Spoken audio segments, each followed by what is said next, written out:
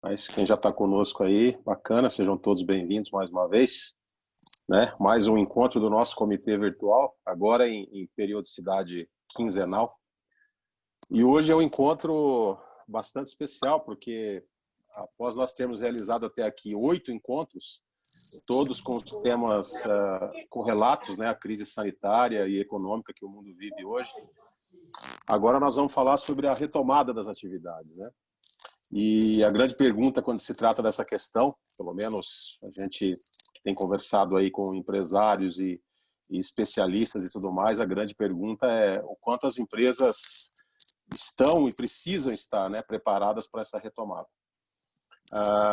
Hoje, especificamente, nós vamos discutir ações, processos, metodologia, enfim, tudo que pode ser adotado para que essa retomada seja coroada de êxito e o principal, né, que os resultados possam ser alcançados da forma mais rápida possível. Então, mais uma vez, como é de praxe, peço a gentileza de todos deixar os microfones fechados, né, para nós não termos interferência no áudio do palestrante, do professor Sena. E o nosso convidado de hoje, né, como eu falei agora, professor Sena, professor associado da Fundação Dom Cabral, pós-graduado em marketing também pela Fundação, graduado em Ciências Econômicas pela Carioca Faculdade Cândido Mendes, né? Foi diretor nas empresas Lista Completa Franchising, Trop Frutas do Brasil, Leão, Grupo Coca-Cola, Tom Comunicação, Cabralha Agrícola e Comercial, superintendente de Marketing e Comunicação do Minas Tênis Clube, além de orientador técnico do programa PAEX da FDC, atua conosco em vários clientes na nossa região. É consultor nas áreas de gestão de negócios, planejamento estratégico e performance de resultados. Então, hoje, vamos receber e agradecer imensamente o professor José Eduardo Sena. Seja bem-vindo. Obrigado por aceitar o nosso convite para falar sobre esse tema, né? Eu tenho certeza, posso lhe garantir que nós estamos todos muito ansiosos para lhe ouvir. Professor Sena, a palavra é sua. Boa noite, pessoal. Já dei uma olhada aqui na nossa plateia. Algumas pessoas eu já conheço, ou de vista, ou de atuar nas empresas. Mas a pergunta que vocês querem ouvir, eu não tenho a resposta, né? A pergunta de alguns milhões de dólares, né? Se eu soubesse, eu estava rico, né? Mas aonde a gente vai chegar? Que novo normal é esse que está vindo aí? Que já deram até nome e sobrenome, né? Novo normal. Mas o que a gente está trabalhando e entendendo cada vez mais é como construir esse caminho para a gente chegar até lá mais forte, com mais competitividade, com diferencial competitivo, né? Tem um professor da Fundação, que eu acho que todo mundo conhece, o nosso professor, o Cortella, que ele fala uma frase que eu acho muito bacana, que diz o seguinte: não tem como a gente reservar um lugar no futuro, mas tem como a gente construir esse caminho corrente perante os nossos concorrentes, né? Então, é isso. Eu vou pedir licença aqui para compartilhar a tela com vocês. Deixa eu diminuir isso aqui. Compartilhou aí? Bom, sim, compartilhou. Compartilhou, Sena. Compartilhou. Então, vamos lá, galera. A gente está vivendo aí uns 60 dias, mais ou menos, né, desde a metade do mês de março, um novo momento, né? Até final de fevereiro, início de março, a gente vivia num ambiente que a gente achava que dominava, né? Pelo menos achava que dominava, né? A gente trabalhava em melhorar a eficiência, atender melhor os clientes, buscar maior margem, maior EBITDA, ter uma lucratividade legal. E com essas ações a gente achava que ia melhorando a nossa situação no ambiente de negócio. Bom, de repente, não mais que de repente, vem um bichinho maluco aí, invisível, inimigo invisível, e de uma hora para outra muda todo esse cenário, né? Então, a gente começa a chegar à conclusão que a gente não dominava, era nada, né? E esse novo ambiente está começando a ser construído. Bom, a nossa agenda de hoje parece muitos assuntos, nós vamos passar pinceladas rápidas. A ideia aqui não é da aula, a ideia aqui é criar uma interdependência entre sistemas, como é que a gente pode trabalhar com isso tudo junto e misturado. Tá? Então, vou fazer uma pequena contextualização desse momento. Vou entrar na gestão da inovação, na gestão da estratégia ágil, cada vez mais dinâmica, Vou introduzir para quem não tem ainda conhecimento do que são os OKRs, como é que a complementaridade entre o nosso Balance Scorecard e o OKR, né, como é que eles funcionam juntos, o que isso vai se desdobrar em muitos squads em nossas organizações, e vou falar um pouco de ambidestria organizacional, mais do que diz respeito a um olho no gato, outro peixe, né? Um olhar no nosso ditadura do curto prazo e um olhar no horizonte mais ampliado. Bom, isso é o que a gente viveu nesses últimos 60 dias, né? Até fevereiro, março, ali, um pré-crise. Estamos aí há 60 dias vivendo essa crise do Covid e começando a construir a transformação para esse novo normal, né? Para esse mundo novo, para esse novo ambiente, né? O que a gente já pode identificar é que nesse mundo novo nós teremos com certeza, e já está acontecendo, né, novas formas de relacionamento. Uma dessas é essa agora, nossa, aqui, né? Nós temos aí 70, quase 80 pessoas espalhadas aí pelo Brasil, virtualmente conversando, uma nova sociedade, um novo mercado de consumo, com certeza, né? Novas estruturas de mercado, uma nova economia, uma nova política e muitas novas tecnologias, nem muitas novas, tem tecnologia que já tem aí algum tempo, mas que está sendo usada massivamente agora, como o Zoom que a gente está usando agora.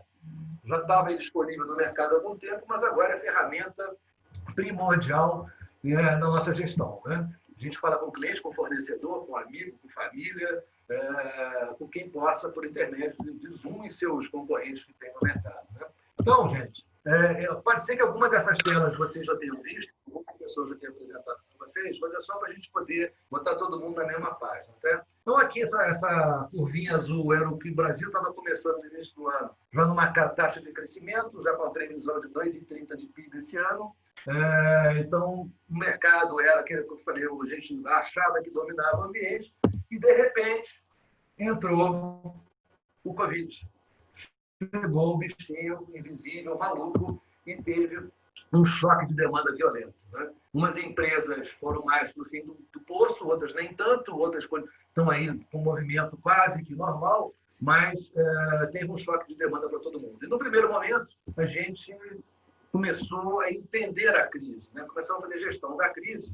E as palavras-chave daquele momento, eu acho que todo mundo se lembra, parece que foi muito tempo, mas não tem mais de 60 dias, a gente falava de sobrevivência, proteção dos nossos colaboradores e da empresa, caixa, liquidez e a reputação do nosso negócio. Então, foram aí 15 dias muito agitados e a gente tentando entender o que estava acontecendo, né? E, com isso, a gente foi vivendo essa primeira quinzena, essas primeiras 3 semanas, né? Logo depois disso, eu acho que todos vocês devem ter participado disso, a gente começou a ter um pouco mais de consciência do que estava acontecendo, aceitamos a crise e começamos, então, a estruturar nosso mindset para organizar a saída da crise. Então, a gente chamou isso de gestão na crise e aí começou a mudar nossas palavras-chave para foco total, criatividade, resiliência, rápidas vitórias, tiro curto, né? Começamos a tomar alguns riscos, eu fazia uma coisa que a gente fazia de uma maneira diferente, e eu acho que agilidade foi uma palavra presente no nosso dia a dia, né? Nós tomamos decisões na velocidade muito rápida, tiramos projetos da gaveta e implantamos eles em tempo recorde, e essa palavra agilidade foi muito bacana. E essa palavra criatividade, eu vou me permitir aqui fazer uma brincadeira, que um dos participantes que está aqui com a gente, que é um cliente que eu atendo, o seu Matheus, ele pegou essa palavra criatividade e criou uma nova lá no início, que ele falou criatividade. Quer dizer, vamos aproveitar esse momento de crise usando a criatividade para a gente poder começar a enxergar uma luz no fim do túnel. Então, criatividade, eu achei muito bacana e tenho divulgado isso por aí. Bom, há 2, 3 semanas no máximo atrás, algumas empresas com um pouco mais de velocidade, outras nem tanto, a gente começou a partir para a gestão para a transformação, e aí as palavras-chave que estão no nosso dia a dia começaram a mudar um pouco, né? Fazer diferente, talvez até ajuste o nosso modelo de negócio, ou mudança quase que completa do nosso modelo de negócio. A nossa estratégia hoje é como um processo, é um dia após dia, a gente tem que fazer ajustes na nossa estratégia cada vez mais a curto prazo, quer dizer, o ambiente está mudando, está cada vez mais cíclico, então os intervalos de revisão de estratégia são cada vez mais curtos. isso tem que ser um processo dinâmico dentro do nosso dia a dia, né? Isso a gestão está ficando mais dinâmica, a inovação, que sempre teve como pano de fundo, agora senta na mesa com a gente, né? E isso está servindo para a gente como um grande aprendizado, né? O que a gente aprendeu até então, na nossa história profissional, na história de nossas organizações, eu sempre me pergunto, será que isso vai ser suficiente para a gente avançar nesse novo ambiente? Né? Eu acho que não. Eu acho que a gente está, nesses 60 dias, a gente aprende bastante coisa, né? E, ou seja, aquele fazer diferente, aquela primeira aqui, o outro ali, exatamente, é fazer a mesma coisa que a gente fazia de uma maneira diferente, né? Sempre buscando aumentar a percepção de valor dos nossos clientes e melhorar a eficiência interna. Isso para quem é inovação, né? Bom, e isso aqui, esse infográfico mostra exatamente que a gestão da crise, a gestão na crise, a gestão para transformação, elas não são sequenciais, elas são abrangentes, né? Porque o aprendizado da gestão da crise, da gestão na crise, é que vai dar força, disposição e oxigênio e musculatura para a gente poder construir essa ponte caminhando para o futuro, né? Então, a gestão da transformação, eu vou parar só nesse do meio aqui. O que é a gestão para transformação? Né? São medidas incorporadas pelos aprendizados da crise, né, para a transformação do nosso modelo de negócio. Gente, tem alguém com o microfone aberto aí? Se puder fechar, está assim dando um eco muito grande, eu acho que está atrapalhando todo mundo. Mas, enfim, então, é para a transformação, talvez, do nosso modelo de negócio a partir da nova realidade, né, que ela está sendo construída, né? Novas tecnologias, novos aprendizados, novas capacidades, canais de comercialização, novos clientes, adaptação de novos clientes e parcerias que a gente nem pensava no passado e que hoje está buscando, né? Então, nós fizemos exatamente isso aqui, esse quadrado na extrema esquerda, que foi o comitê de crise, eu não vou passar muito por isso, mas todos nós implantamos o comitê de crise, com reuniões quase que diárias, clientes até com mais de uma reunião diária, lá no primeiro momento vendo caixa em colaboradores e depois trabalhando com todos os stakeholders, passamos pelo plano de comunicação, mas já na gestão para a transformação, a gente já está criando comitês de oportunidades, né, para já começar a construir uma sustentação dinâmica do nosso negócio. Então, o comitê de crise continua, porque a crise não acabou, mas o comitê de gestão para a transformação já está começando a atuar pensando num horizonte mais alargado, né, em cima do aprendizado que a gente teve até agora, né? Bom, e aí eu preciso fazer o que eu fazia, mas de uma maneira diferente, né? Por isso que tem essa imagem aqui, nós estamos em construção disso, né?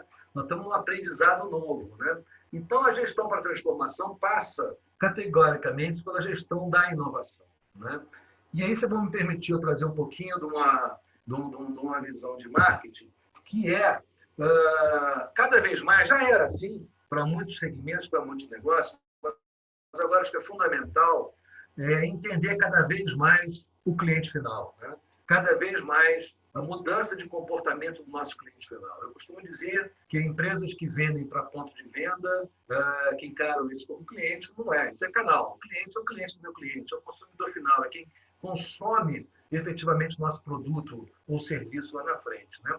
E como esse cara cada vez mais está no comando, né? Quer dizer, o nosso modelo de gestão, o nosso P&D, a nossa oferta de produtos vai ser cada vez mais adequada à necessidade, à tarefa do meu consumidor final. Então, ele já era o rei, agora é o super rei, né? Então, por isso, tem duas ferramentas que a gente tem que cada vez mais trazer para a nossa mesa, que é o mapa de empatia e a jornada do cliente, né? Então, eu não consigo fazer uma gestão de inovação proativa se eu não entender muito bem qual é o mapa de empatia do meu cliente, qual é a jornada que ele está executando. E, com certeza, é uma jornada nova. É uma jornada um pouco diferente, ou às vezes totalmente diferente da jornada que ele executava em fevereiro último agora, né? Então, o mapa de empatia, rapidamente, eu não vou dar aula de mapa de empatia aqui, mas para quem não conhece a metodologia, quer dizer, empatia, o nome já diz, né? Enxergar com os olhos do outro, né? E eu entender exatamente qual é a tarefa, qual é a necessidade que meu cliente tem ao comprar um produto ou serviço, ou alugar um produto ou serviço, né? Qual é a dor que ele tem ao executar essa tarefa e qual é a expectativa de ganho que ele tem no final dessa tarefa, né? Então, eu tenho que identificar isso em alguns momentos até individualizado, né? Quando a gente trabalha no B2B com poucos clientes, ou por personas, por grupos, por tribos, por segmentos, por canais, né? Mas eu tenho que entender qual é a tarefa desses grupos, entender quais são as dores deles e qual é a expectativa de ganho que eles têm.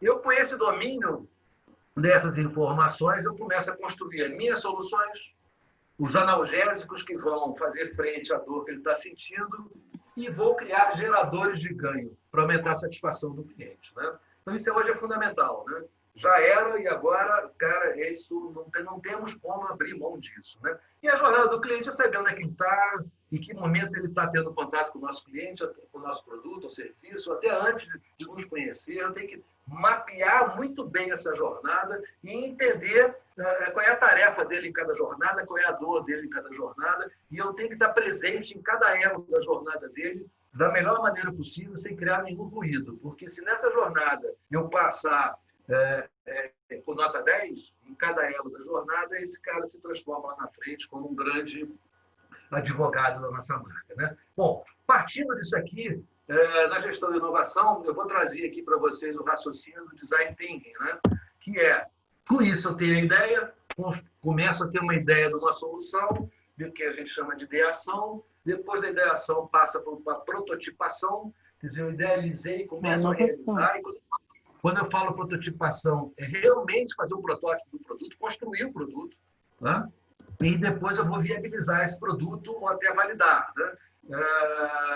E, por vezes, eu até levo no cliente, se você gosta disso, isso te atende, né? Para depois eu ir no mercado e lançar esse produto. E vou fazer ajustes eternos no posicionamento desse produto. Não acaba aqui. E como esse normal, né? Em quanto tempo a gente vai chegar lá, não vai ser num período curto, vão ter várias mudanças do comportamento humano, várias mudanças do comportamento dos nossos clientes, eu tenho que revisitar a todo momento o meu mapa de empatia, a jornada do cliente, que provavelmente a necessidade do meu cliente, a tarefa dele pode mudar de grau, pode mudar, inclusive, de tarefa, a jornada dele pode mudar. Eu tenho um cliente que, antes da crise, usavam 4 canais de comercialização, hoje estão usando 9, né, virtuais, porque a jornada mudou e está se adaptando dia a dia. Se vão ser 9 no futuro, se vão ser 15, eu vou voltar para 4, ninguém sabe. Mas ele está acompanhando essa jornada e a empatia do cliente. Tá? Então, gestão de inovação, eu vejo muito por isso uma mentalidade, um mindset de design thinker. Tá? Bom, então, o que fazer? Né? O que a gente tem que fazer? Eu acho que a gente começou nesse período agora, dentro do Covid, a trabalhar muito na defesa. Então, as 3 primeiras semanas foi a gestão da crise, né? Fizemos alinhamento com as lideranças, protegemos a saúde dos colaboradores, dos clientes da organização, criamos cenários e mantivemos a operação, tentando manter a operação funcionando dentro da condição daquele momento. Já na terceira, sexta semana, nós passamos para a gestão na crise, nós já começamos a entender o impacto no curto e médio prazo, começamos a proteger receita, com certeza várias das empresas estão cada vez mais criteriosas na análise de crédito, muitos dos nossos clientes estão voltando ao mercado devagarzinho, uma situação financeira balançada, eu não posso ser o gerador da minha própria inadimplência, então já tem muita empresa que mudou totalmente o critério de avaliação de risco.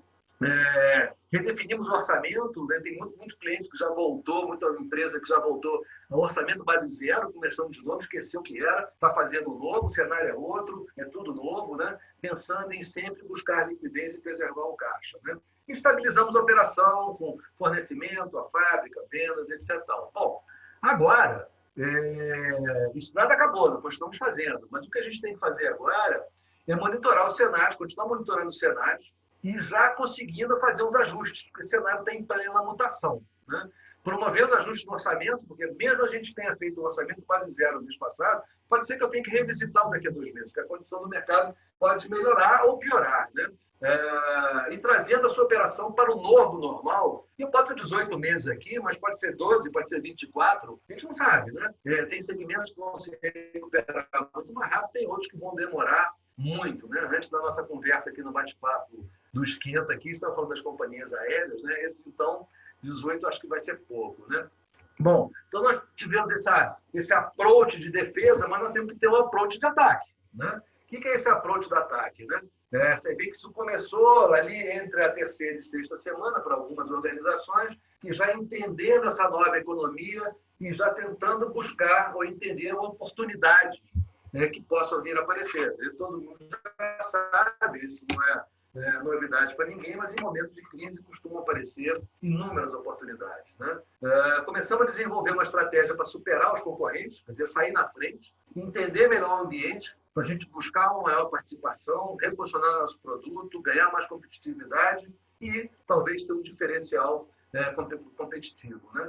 Muita gente já planejando um novo mix, ou desenvolvendo novos produtos e serviços, novos mercados, modelo de gestão, modelo de negócio, isso tudo já estava em cima das mesas, o pessoal conversando. Bom, agora ainda tem aí estratégias de investir em áreas de crescimento, né? Eu tenho que aproveitar as oportunidades do Brasil em cima do Covid. Tem áreas que estão muito mais prejudicadas do que outras, tem áreas que estão abrindo, tem áreas que estão praticamente fechadas. Então, aonde está crescendo é lá que eu vou, aonde está surgindo a oportunidade é lá que eu vou. O orçamento está curto, não dá para...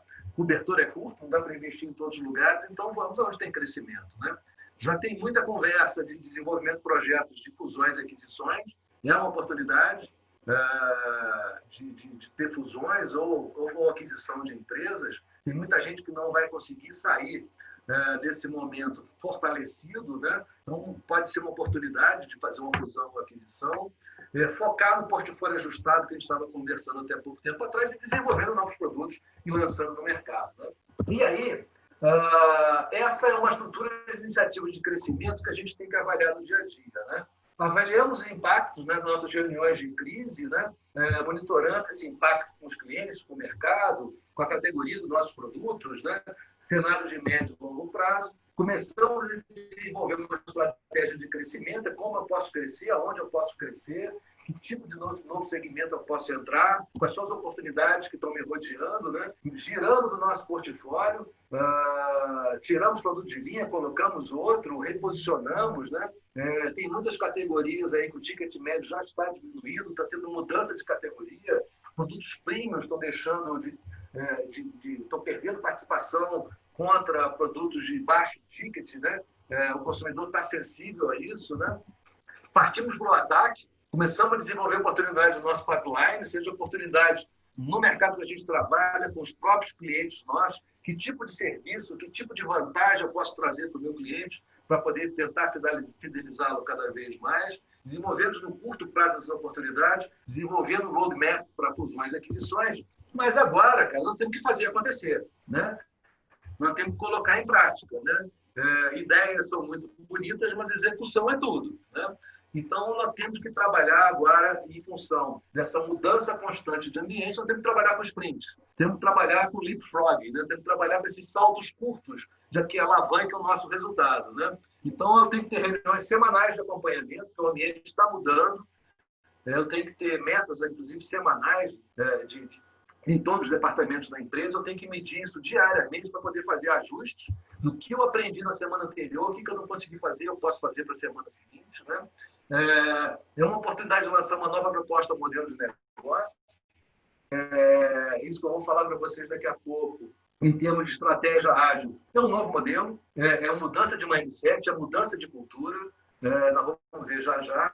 E contrate um time de crescimento. Você viu que o contrate está entre aspas, porque não é buscar no mercado, é fazer uma repactuação com o nosso time. O nosso time agora tem que ser um time de crescimento, um time de estratégia ágil, um time de entregas com um espaço de tempo muito mais curto, né? Então, eu tenho que ter um time todo no primeiro, segundo, terceiro níveis da empresa, pensando em crescimento constante. E aí, tem o professor Flávio, que está nos assistindo aqui agora, me cedeu essa tela, obrigado, Flávio, que nada mais é exatamente isso. Nas 3 modelos que a gente viveu, gestão da crise, foram medidas emergenciais para proteção do negócio, gestão na crise, medidas para sustentação da organização, ganhos no curto prazo, e gestão da transformação são as medidas incorporadas pelo aprendizado do Danara, para a gente começar a transformação. Por quê? Nós temos que encarar esse novo normal, esse novo ambiente, essa nova economia que está vindo pela frente, com novas tecnologias, uma nova política, uma nova sociedade, um novo relacionamento e uma nova economia. Tá? Bom, e aí? Passando do contexto, eu pergunto para vocês, qual será o novo normal? Essa é a pergunta que vale $1 bilhão. Né? Qual será esse novo normal? E aí eu estava assistindo uma live outro dia e o consultor que estava falando isso me falou essa frase que eu achei muito bacana. E se o novo normal for o não normal? Né? Pode ser. Né? A gente está vivendo uma plena metamorfose, não é nem transformação, é revolução. É metamorfose. O que a gente era não vai dar mais para ser.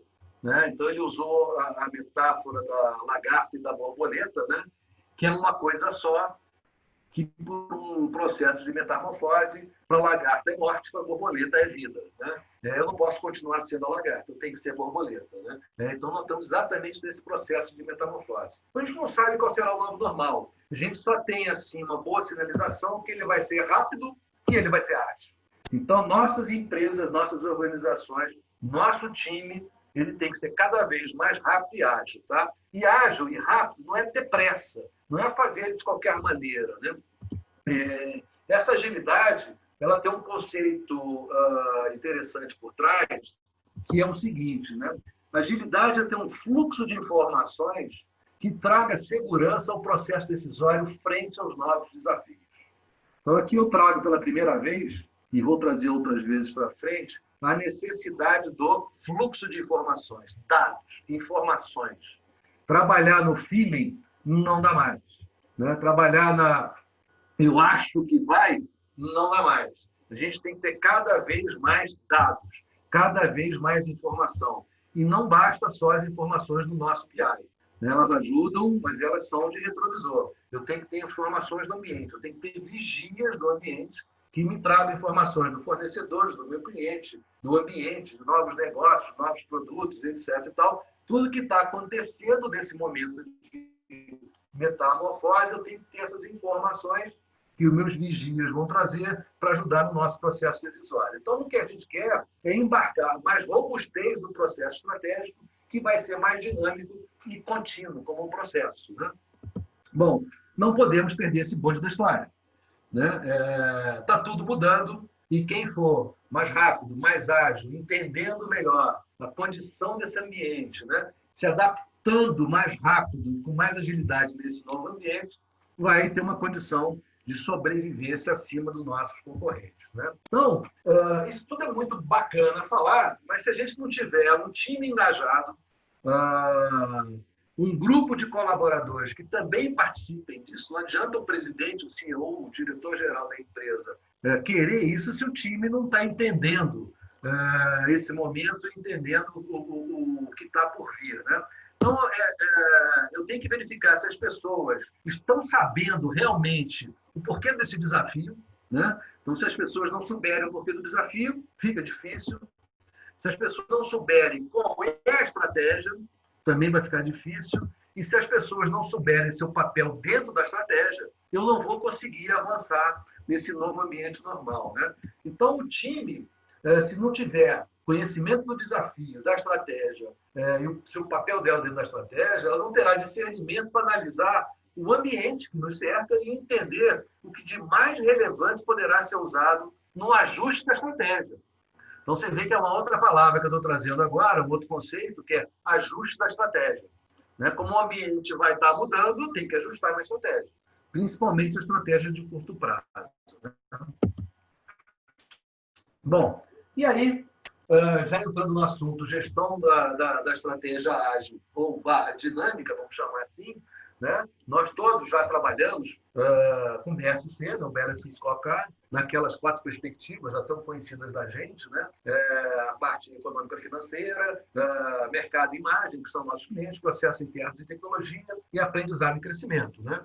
A gente, uma vez por ano, a gente fazia a revisão do nosso planejamento estratégico com o ajuste do nosso BSC, nessas 4 perspectivas, onde a gente definia 10, 12, 15 objetivos estratégicos, dali derivavam os indicadores, derivar as iniciativas estratégicas, os indicadores para monitorar esse objetivo, o caminhar dele e as iniciativas estratégicas ou projetos ou plano de ação serviam como alavanca para potencializar o objetivo estratégico. Bom, em função dessa mudança de ambiente, está entrando um outro carinha aqui agora, que é o OKR, que é o Objectives Key Results, são objetivos e resultados-chave, com a visão mais de curto prazo, nós vamos entrar nele já já, e vou trazer para vocês também a formação dos squads. Né? Então, nós vamos falar um por um desses. Eu não vou gastar muito tempo em BSC, porque eu acho que todo mundo já conhece o BSC, eu vou nesse OKR do squad, que são,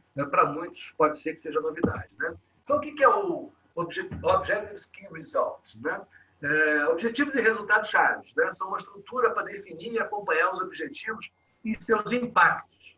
Essa palavrinha está em azul, não é por menos. Eu uso essa ferramenta OKR com um resultado-chave que impacte no curto prazo o meu resultado. Tá? Pode ser resultado financeiro, pode ser resultado de desempenho, pode ser resultado de aumento de percepção de valor com o meu cliente, mas tem que impactar no curto prazo. Tá? Então, o OKR não é novo, isso vem lá da década de 90. O pai do OKR é o Andy Grove, que ele levou esse conceito para a Intel, que era uma empresa de porão, e se transformou na grande Intel que a gente conhece hoje, e desde então vem sendo usado por muitas empresas. O Google também, quando era um escritóriozinho de 20 metros quadrados, uma pessoa que trabalhava com o Andy Grove saiu da Intel e começou a implantar em algumas empresas, o nome dele é John Doerr, e o Google, em 98, 97, começou a implantar e foi o início dessa caminhada brilhante que o Google a gente conhece hoje ainda. Né? E desde aquela época já tinha o propósito de organizar as informações do mundo. Né? E está aí, né? A gente conhece, a gente não faz nada hoje sem o Google. Né? Impressionante. Bom, então, vamos passando o que é desse o que é o K, o que é o R. O objetivo é uma declaração qualitativa, né? E ampla do gol que a gente quer atingir. Né? Então, lembre lá no nosso BSC que lá tem nossos objetivos. Né? Aumentar a participação de mercado, aumentar a lucratividade, fazer um projeto de branding, aumentar a satisfação de cliente, fazer transformação digital, gestão de processos, clima organizacional, retenção de talentos. Né? São diversos objetivos qualitativos. Eles dão um sinal, eles dão um caminho que a gente quer chegar. Né? Então, o objetivo está muito ligado a isso. Ele é definido para impulsionar a organização na direção desejada. Devem ser significativos, concretos, orientados por ações inspiradoras. Ou seja, o que queremos fazer e o que deve ser alcançado. Né? Quantitativa. Eu tenho que possa ser medida, referente a um dado objetivo. São específicos e limitados no tempo, agressivos, porém realistas. Né? Como saberíamos que alcançamos nosso objetivo, qual a evidência e qual prova. Então, aqui eu boto número e data. Né? Então, por exemplo, aumentar a participação no mercado nacional. Então, um OKR é o seguinte, eu quero faturar agora, eu quero ter um faturamento em maio, junho e julho, num ciclo de 90 dias, 10 milhões de reais até 31/7. Virou quantitativo e tem a data lá, o milestone de atingimento desse resultado-chave. Né? E aí, como é que eu faço acontecer? Como é que eu construo um caminho para a gente alcançar o resultado-chave? Aí vem as iniciativas, né? Que são as ações que precisam ser implementadas e que servirão de alavancas para se alcançar o resultado-chave. Quer dizer, cada ação deverá ter um responsável que usará a metodologia do 5W2H para estruturar e acompanhar a entrega do resultado-chave. Essas iniciativas, na realidade, elas contam uma história do que precisa ser seguido. Desenha o caminho a ser seguido. Então, um OKR, ele deixa de ter um dono só, ele se desloca de uma perspectiva do BSC, ele passa a ter um time de multitarefa trabalhando para alcançar aquele objetivo. Nós vamos ver um exemplo ali na frente, bem claro disso. Tá? E como que eu defino esse OKR? Né? O objetivo é o verbo, né? Alcançar, fazer, chegar, conquistar, o que vamos fazer e de modo, quer dizer, de modo a impactar no resultado. Né? Resultado-chave é verbo que vamos monitorar, né? Aí daí um quantitativo, e D para onde? Eu quero sair do faturamento de 5 para 10, eu quero aumentar minha positivação de 80 para 90, eu quero aumentar minha base de clientes de 5 mil para 7 mil, e por aí vai, né? E as iniciativas, o marco, não o que vamos fazer mais a data. Por que a gente botou isso aqui em fórmula, né? Porque torna claro e fácil a definição do OKR. A gente tem que gastar um pouco de energia para definir o OKR, porque ele vai ser o nosso direcionador no curto prazo. Tá? E torna muito fácil o desdobramento para toda a organização.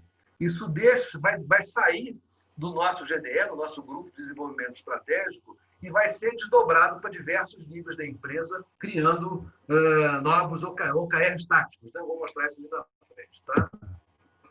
E como é que eu defino o resultado-chave? Nada mais do que usando essa metodologia do SMART. Né? Tem que ser um dado específico, mensurável, desafiador, relevante e um prazo para ser alcançado. Quer dizer, não tem muita dificuldade. É só lembrar da palavrinha SMART e tentar ver se ele se encaixa nisso aqui. Quer dizer, é um objetivo estratégico, eu quero alcançar isso nessa quantidade. Ele é desafiador, né? Quer dizer, eu não posso botar uma coisa impossível de ser alcançada, mas tem que ser desafiador, precisa do esforço para alcançar, tem que ser relevante, impactante para o resultado da empresa, e até essa data eu tenho que alcançar. Tá? Bom, tem como todo movimento rápido e ágil pode ter armadilhas, né? E quais são as principais, né? É quando os objetivos são apenas boas ideias. Né? Ideia a gente tem muito, né, gente? Todo mundo tem boa ideia, né? Quem tem assim, uma pegada criativa tem 50 ideias por minuto, né? Então, quando ele é só uma ideia, não dá liga, não dá pega, é difícil desdobrar, né? Quando não impacta no resultado, porque o objetivo do OKR, está lá no teu palavrinho, results, é impactar no resultado. Né? Ele não pode ser apenas uma intenção, eu quero, quem sabe, não. Tem que impactar no resultado. E quando o objetivo é subjetivo, é subjetivo. Eu quero ser reconhecido como a melhor empresa do mercado. Cara, é difícil, né? Então, eu já falei essa frase lá atrás, vou repetir agora. Ideias são fáceis, execução é tudo. Né? Então, tirar do papel, tirar do imaginário, tirar do nível de ideias e botar, arregaçar a manga e executar atrás do resultado-chave, alcançar o resultado. Como é que a gente gerencia os OKRs? Né? Principalmente com foco e comprometimento com as prioridades. Então, a primeira regrinha básica de escolher o OKR é o seguinte: daqueles objetivos que a gente tem no nosso BSC, a gente tira lá 2 ou 3, não mais do que isso, porque não dá para tocar. Quais desses objetivos que eu plotei no meu mapa, qual é o mais importante para esse momento? Qual que vai gerar mais impacto no meu negócio? Qual que vai gerar mais resultado? Então, priorizo desse objetivo, saco do mapa estratégico, coloco em cima da mesa e fatio ele em entregas de curto prazo. Mas, para isso, eu tenho que ter um alinhamento e conexão com o trabalho de equipe. Isso não é só uma vontade, isso tem que estar muito bem entendido por todo o corpo que vai trabalhar na conquista do resultado-chave. Eu tenho que rastrear rastreamento das responsabilidades. Então, do mecanismo do OKR é que a gente tenha reuniões semanais para averiguar, medir, monitorar os resultados. Porque se não estiver alcançando, é o momento de a gente fazer ajuste, recuperar o tempo perdido, avançar com mais oxigênio, porque se eu estou fazendo tiro de 90 a 120 dias, por exemplo, um tiro de 90 dias, cada semana perdida é 8% do prazo. 2 semanas perdidas são 16,5% do prazo. 3 semanas perdidas é 1/4 do prazo, já foi embora. Né? Então, eu não tenho tempo a perder. Por isso é que a gente chama de estratégia ágil, por isso que a gente chama de uma dinâmica diferente, porque os resultados começam a acontecer numa velocidade muito maior. Né? E aí, com foco, com alinhamento e com entregas periódicas, o surpreendente, por vezes, acontece. A gente consegue entregar mais do que foi comprometido no resultado-chave. Essa é o que a gente quer. E com uma equipe focada e engajada, cara, a união faz a força. A gente vai atrás e entrega mais do que foi prometido. Né? Bom, vou passar rapidamente por cada um deles. Quer dizer, o que é foco? É prontidão e foco no resultado-chave. Né? Os OKRs não são um concurso para mostrar o quanto atarefado você e seu time são. Quer dizer, não é uma corrida. Né? E por isso que tem que estar alinhado com a empresa inteira e com a estratégia da empresa. Né? Requer disciplina de pensamento estratégico. Lembra lá que a gente falou de fazer um contrato com uma equipe de crescimento? Pois é, tem que estar com pensamento estratégico. Né? Invista o tempo que for necessário para escrever um objetivo poderoso que impacte no valor do negócio. E aí tem um livro que eu gosto muito, que chama-se Avalie o que Importa, que o autor fala, isso aqui é desse autor, do John Doerr, que ele fala o seguinte: as organizações de alto desempenho se concentram no trabalho que importa e são igualmente esclarecidas sobre o que não importa naquele momento. Né? Os OKRs obrigam os líderes a fazerem escolhas difíceis. Eles são uma ferramenta comunicativa de precisão para todos os departamentos da empresa, equipes, colaboradores, até colaboradores individuais, até uma pessoa específica. Né? Ao dissipar a confusão, os OKRs nos proporcionam o foco necessário para vencer. Então, o que ele define como foco em OKR é isso aí. Tá? No item 2, que é alinhamento e conexão com o trabalho em equipe, e aí eu divido em 2 tipos de alinhamento, estratégico e horizontal. O estratégico é como o impacto está alinhado com a estratégia. Quer dizer, esse esforço que a gente está fazendo está alinhado com a nossa estratégia?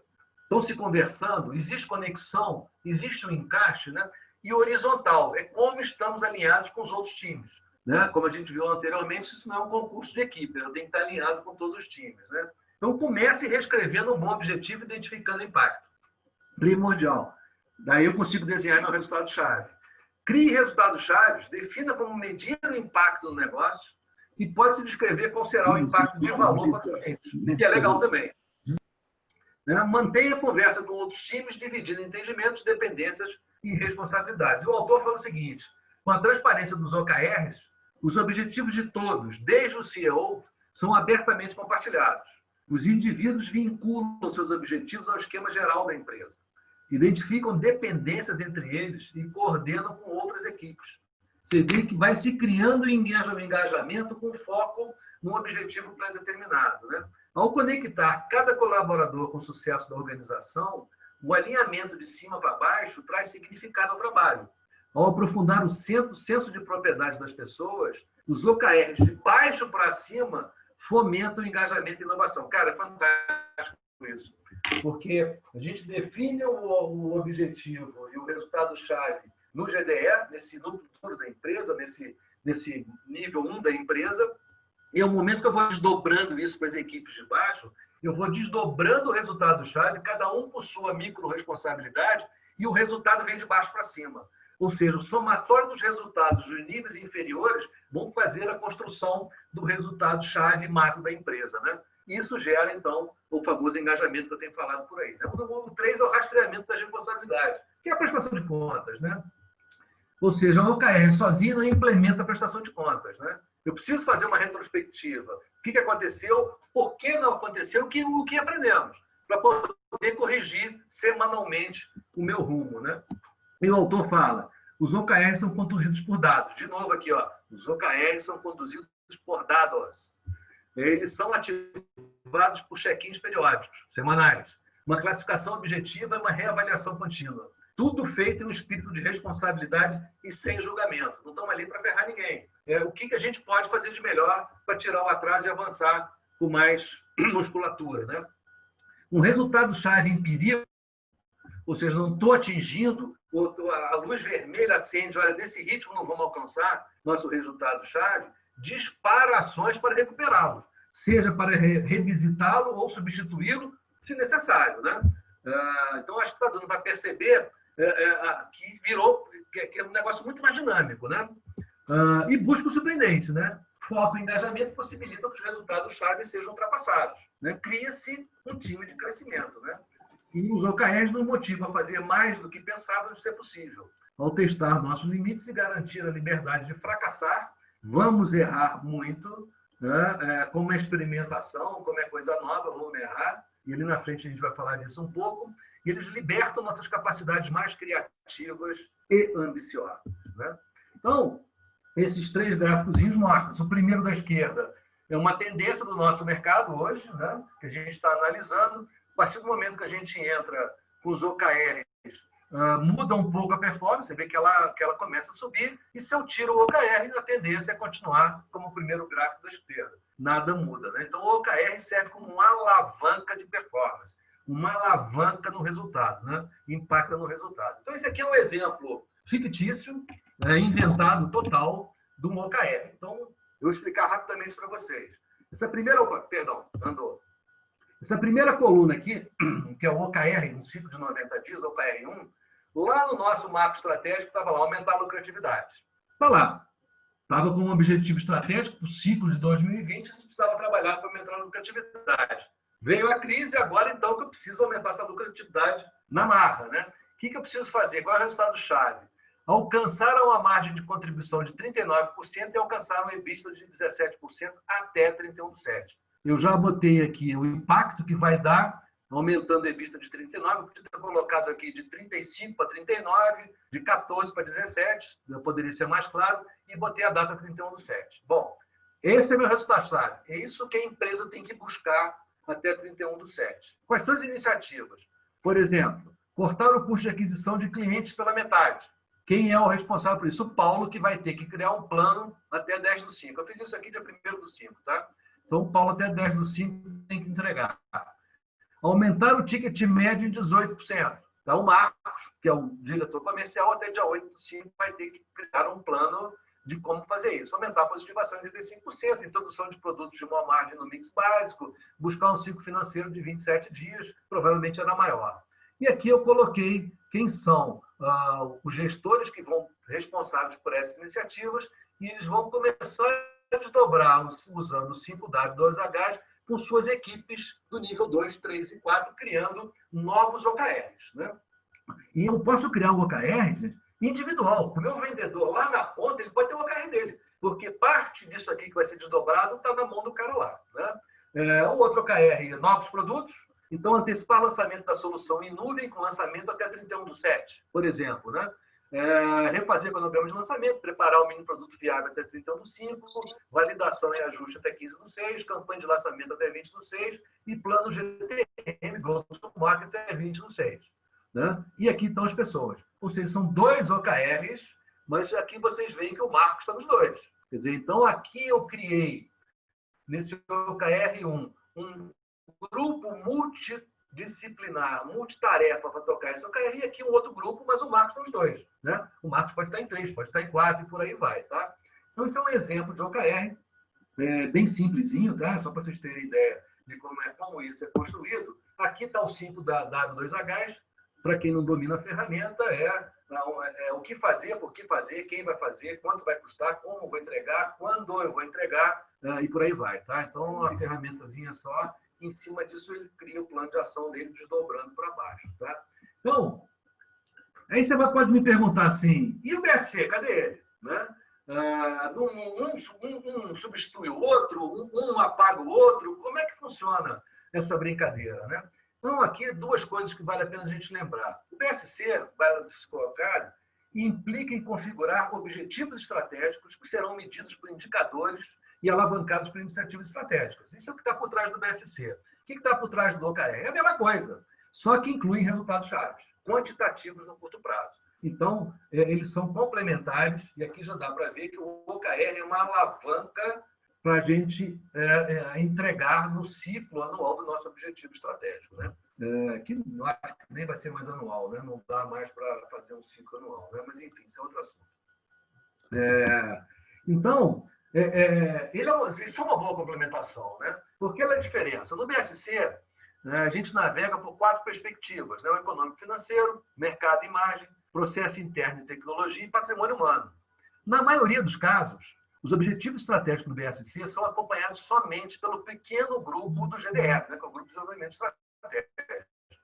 Por mais que a gente faça aquele esforço de desdobrar, poucas empresas conseguem manter ativo nossos objetivos estratégicos permeados por toda a empresa. Né? Existe aquele movimento inicial e isso tende a ir se perdendo. Né? A maioria das empresas, a gente percebe isso. Né? Nos OKRs, nós não temos aderência às 4 perspectivas. Um OKR pode estar permeado em uma ou mais perspectivas. Né? Não existe definição por perspectivas. Né?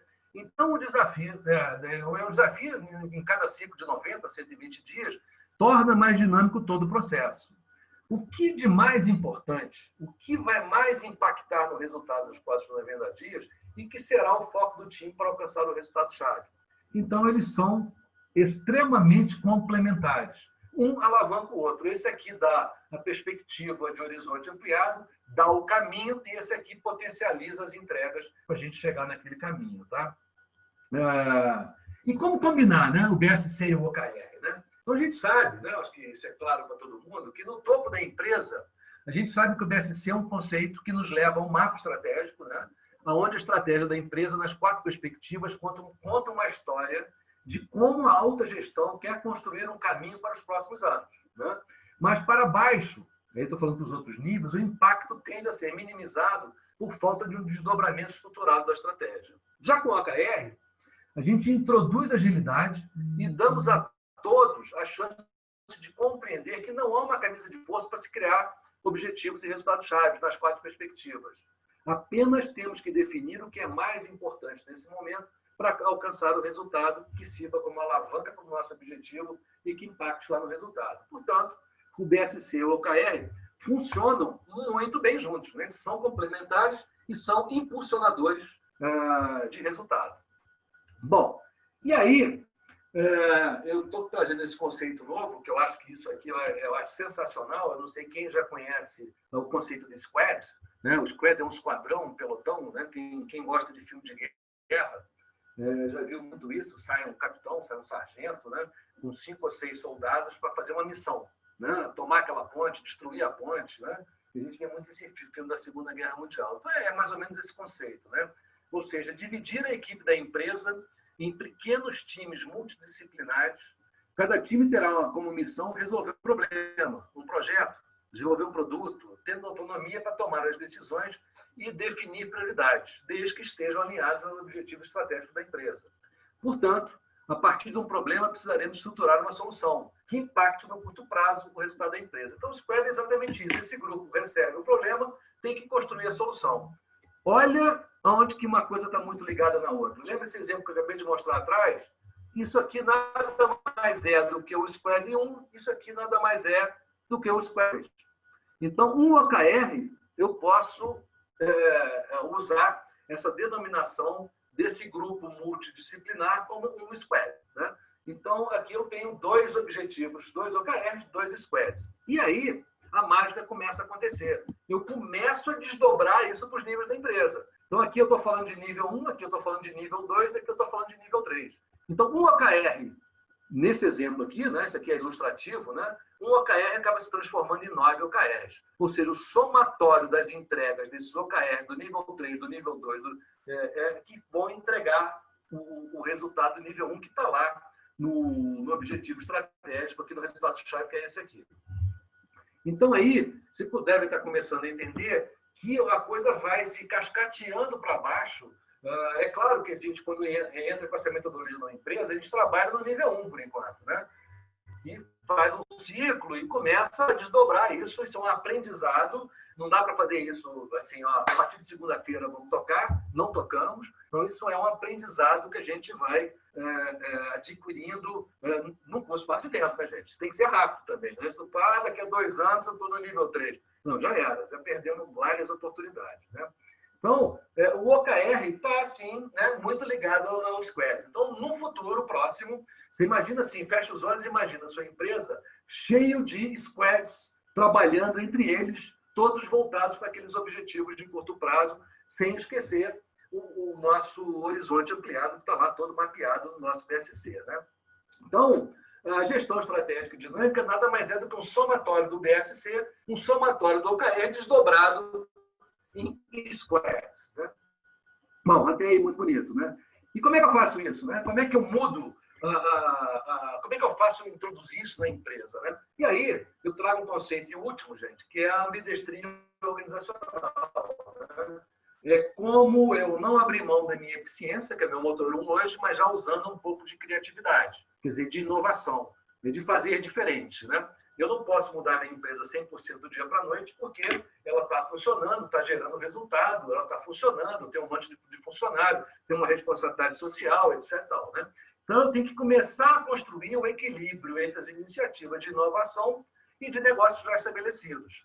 Lembre-se que, eu acho que para assim, definir bastante para a gente, que inovação não é só botar robô para trabalhar para a gente.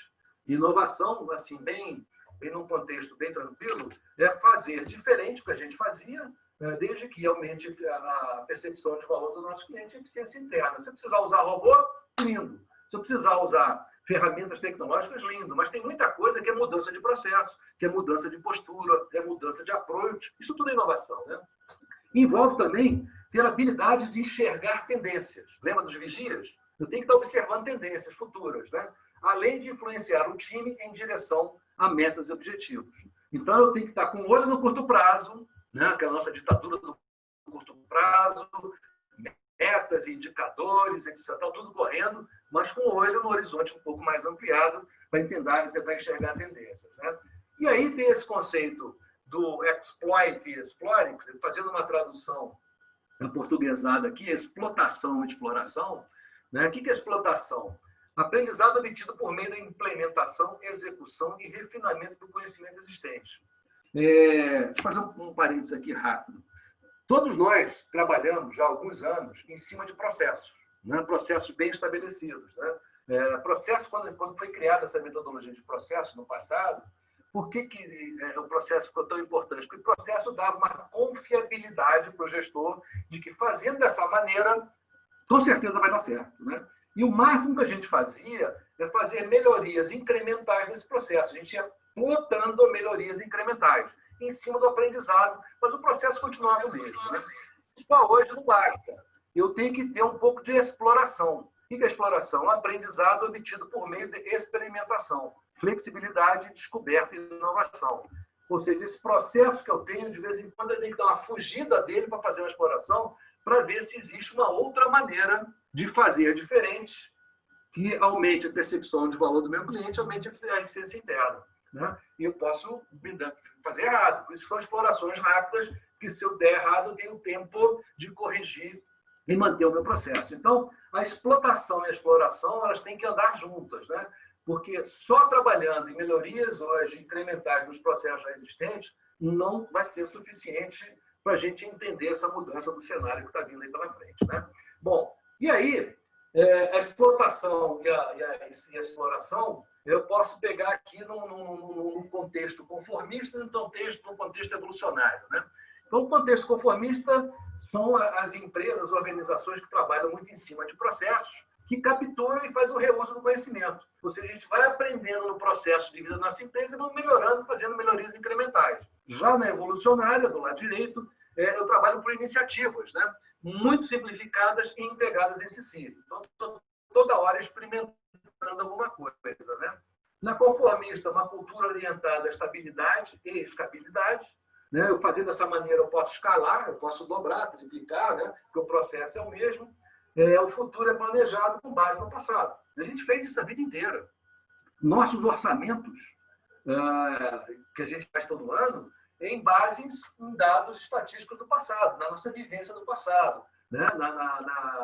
No que a gente aconteceu, principalmente no ano anterior, a gente bota ali um crescimento e vai fazendo mais ou menos a mesma coisa. Ou seja, estamos fazendo o mesmo processo todo ano. Já na empresa evolucionária, é uma cultura orientada ao aprendizado e tolerante aos erros, né? O futuro é moldado pelo resultado das iniciativas, né? Então, aqui tem um joguinho de palavras embaixo, bem bacana, que é o seguinte: a empresa conformista é comando e controle, né? Manda quem pode, obedece quem tem juízo, faça o que o líder manda e vamos seguindo em frente. Já na evolucionária é compartilhado. Você imagina naquele processo multi-squads, o processo decisório tem que ser compartilhado, né? As decisões têm que ser lá no local. Se for subir todos os squads para a alta gestão decidir, não funciona, né? Aqui a gente está muito voltada para processo, aqui a gente está voltado por bússola, né? Quer dizer, fazendo uma comparação diferente, mapa e bússola. Mapa, eu quero ir de Belo Horizonte ao Rio de Janeiro, eu pego o mapa, pego a estrada, chego lá. Agora, por bússola, para conhecer caminhos diferentes, eu quero ir para o norte, quero ir para o sul, vou acabar chegando no Rio de Janeiro, né? Mas eu vou experimentando caminhos novos e vou conhecendo coisas novas, né? Aqui é sempre observância em cima do passado, aqui é desobediência. Não desobediência infantil de birra. Desobediência é o seguinte, cara, tem que ter uma maneira de eu fazer isso melhor. Tem que ter uma maneira de eu fazer isso diferente, que vai gerar mais valor para o meu cliente e melhorar a minha eficiência interna. Então, essa é a desobediência, é tentar fazer diferente, né? Aqui era força do processo, força de crescimento, e aqui resiliência, né? E a resiliência aqui num conceito mais evolutivo, né? Que resiliência a gente cai e levanta, né? Ou a gente entorta o ferro de volta para a mesma posição que ele estava, né? A resiliência aqui é eu cair e levantar melhor do que quando eu caí. Ou seja, aprender com a minha queda e voltar mais forte. Quer dizer, eu volto para um ponto acima, né?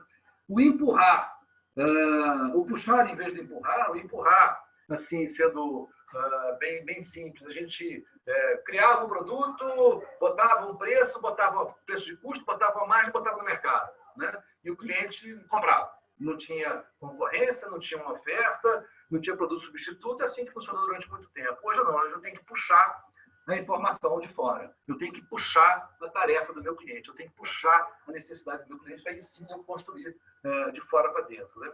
A gente sempre trabalhando nos processos com confiabilidade e segurança, nós vamos ter que assumir cada vez mais riscos calculados, mas o risco vai estar cada vez mais presente, muito em função dessa mudança de ambiente que está aparecendo por aí. A prática vai nos ensinar cada vez mais. A teoria é importante, mas a prática é que vai fazer com que nossa curva de aprendizado aumente cada vez mais, né? O conhecimento em vez de autoridade, faça assim, não, eu preciso conhecer, porque como que eu vou fazer melhor, né? E o conhecimento adquirido pelo conhecimento contínuo, aprendizado contínuo, né? Então, você vê que esse joguinho de palavras dá para mostrar para a gente aonde a gente tem que começar a criar o nosso equilíbrio. Eu não posso abrir mão da minha eficiência, que está muito ligada aqui no exploit, no lado conformista, mas eu tenho que começar a fazer aventuras no lado evolucionário, que é o lado do exploit, da exploração, tá? Então, isso aqui, já caminhando para o final, isso aqui é desenhos da cultura do Spotify. Eu acho que todo mundo conhece o Spotify. Isso está na internet. Pegando esse enderecinho que está embaixo aqui, Spotify Engineering Culture, nas imagens do Google tem centenas de imagens como essas. Tem um filmezinho no YouTube. Mas aqui eu quero mostrar bem essa matriz aqui que está do lado esquerdo, né? Quanto mais autonomia e quanto mais alinhamento, que são os dois braços desse gráfico aqui, mais gera o seguinte, olha isso aqui que está aqui em cima. O grupo fala o seguinte, nós precisamos atravessar o rio. O que o chefe fala? Descubra como, né? Quanto menos autonomia e menos alinhamento, está aqui que ninguém sabe onde vai, está cada um indo para o outro lado. Então, tem aqui nesses 4 quadrantes, como é que a gente pode começar a trabalhar. E aqui, no canto superior direito, são exatamente os squads, está vendo? Eles são interdependentes, porque a empresa é um sistema vivo, né? A gente é interdependente, não temos esse negócio de silo, né? Clãs e grupos, não, ela é interdependente, o resultado é um só, o resultado é da organização, né? E aqui está os squads trabalhando, né? Então, eu selecionei 3 que tinha tudo a ver com nossa conversa hoje aqui, mas quem tiver curiosidade, bota lá em imagens no Google, Spotify Engineering Culture, vai aparecer 1 milhão de imagens bacanas, dá para construir uma história legal, tá? E aí, nessa ambidestria organizacional, nós temos 3 tipos: estrutural, cíclico e simultânea. Estrutural, eu crio um departamento de inovação, eu crio um departamento de exploração totalmente independente e vão tocando os 2 negócios juntos. Geralmente são grandes empresas que fazem isso, né? A cíclica, que eu trabalho em cada momento com exploit e com explore, né? Não trabalham simultâneos, e tem o simultâneo, que é um olho no gato, outro no peixe. Sem abrir mão do motor 1, estou pensando no motor 2, que é o que mais adequado para esse momento para a gente. Tá? Eu não vou falar muito disso, esse material vai para vocês, então não vai dar tempo a gente bater um papo depois. Bom, mas para isso as lideranças têm que fazer uma mudança, né? A gente tem que organizar o nosso mindset, né?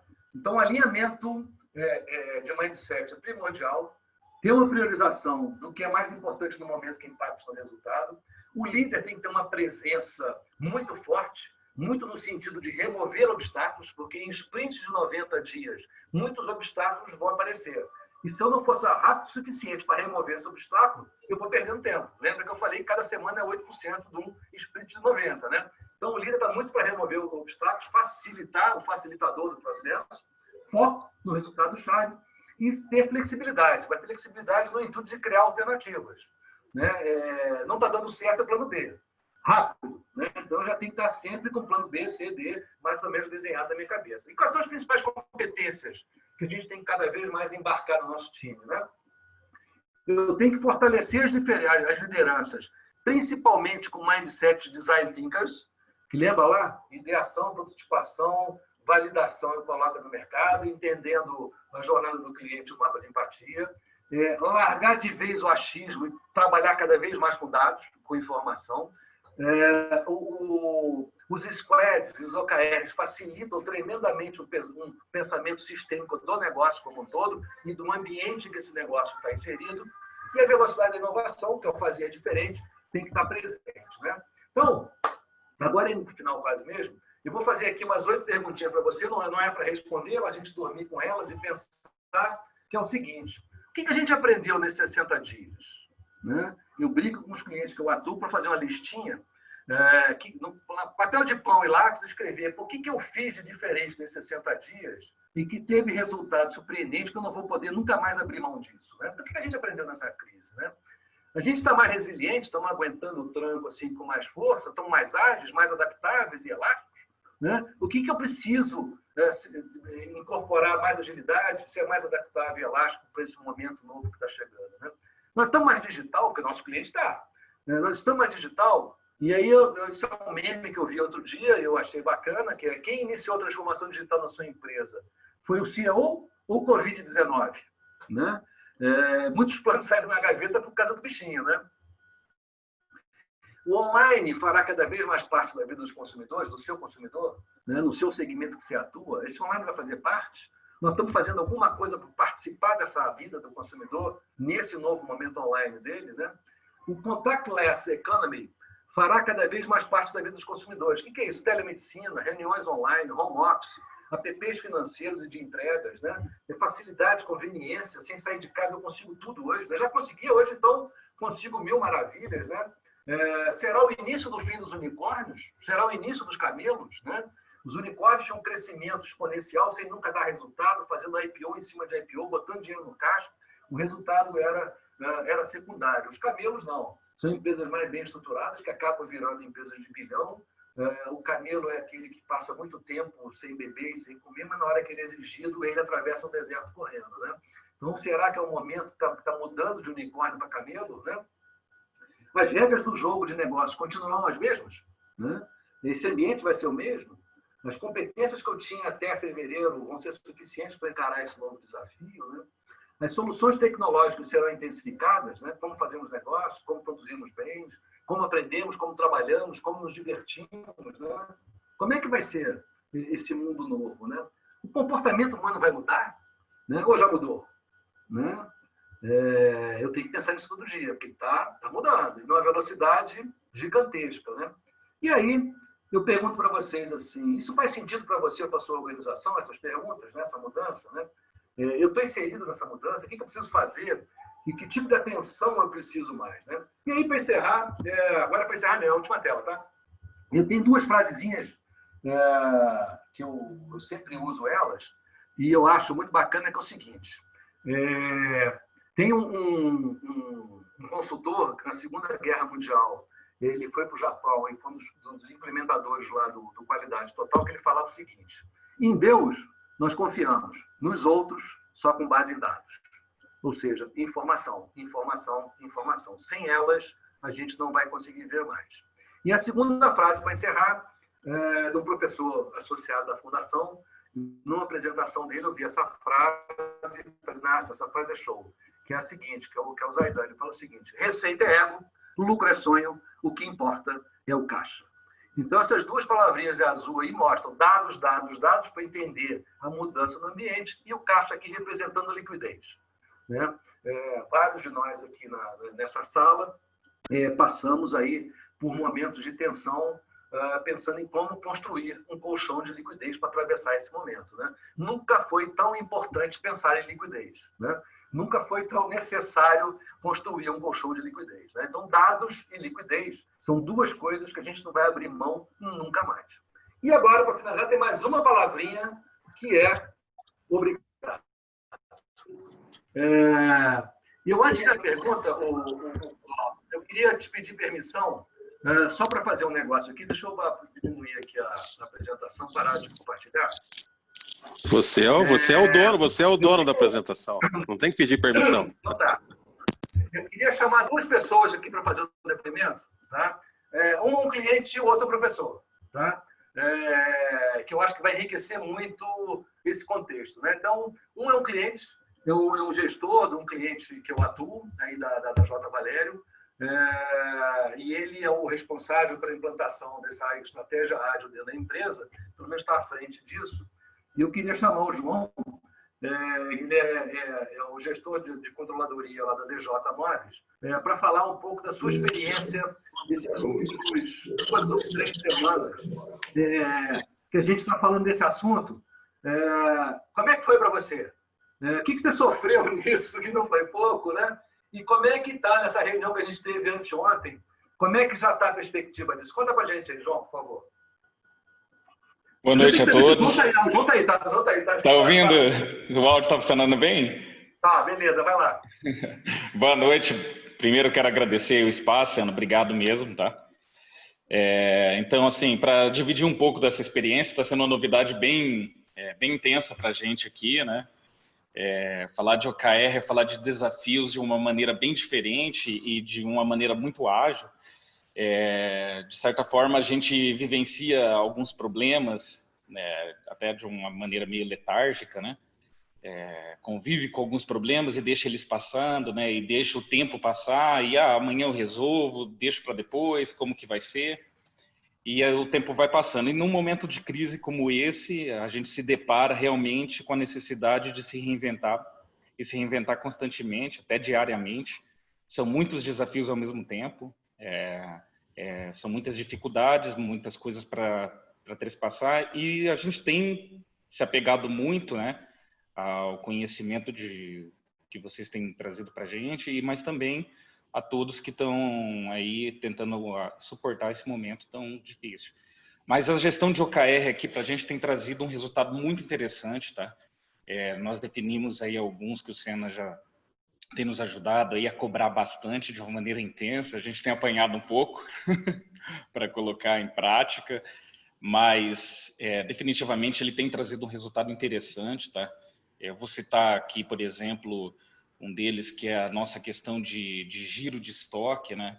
É um problema que você convive, você troca linha, às vezes fica com volume alto e fica ali sem saber o que fazer, que ação tomar.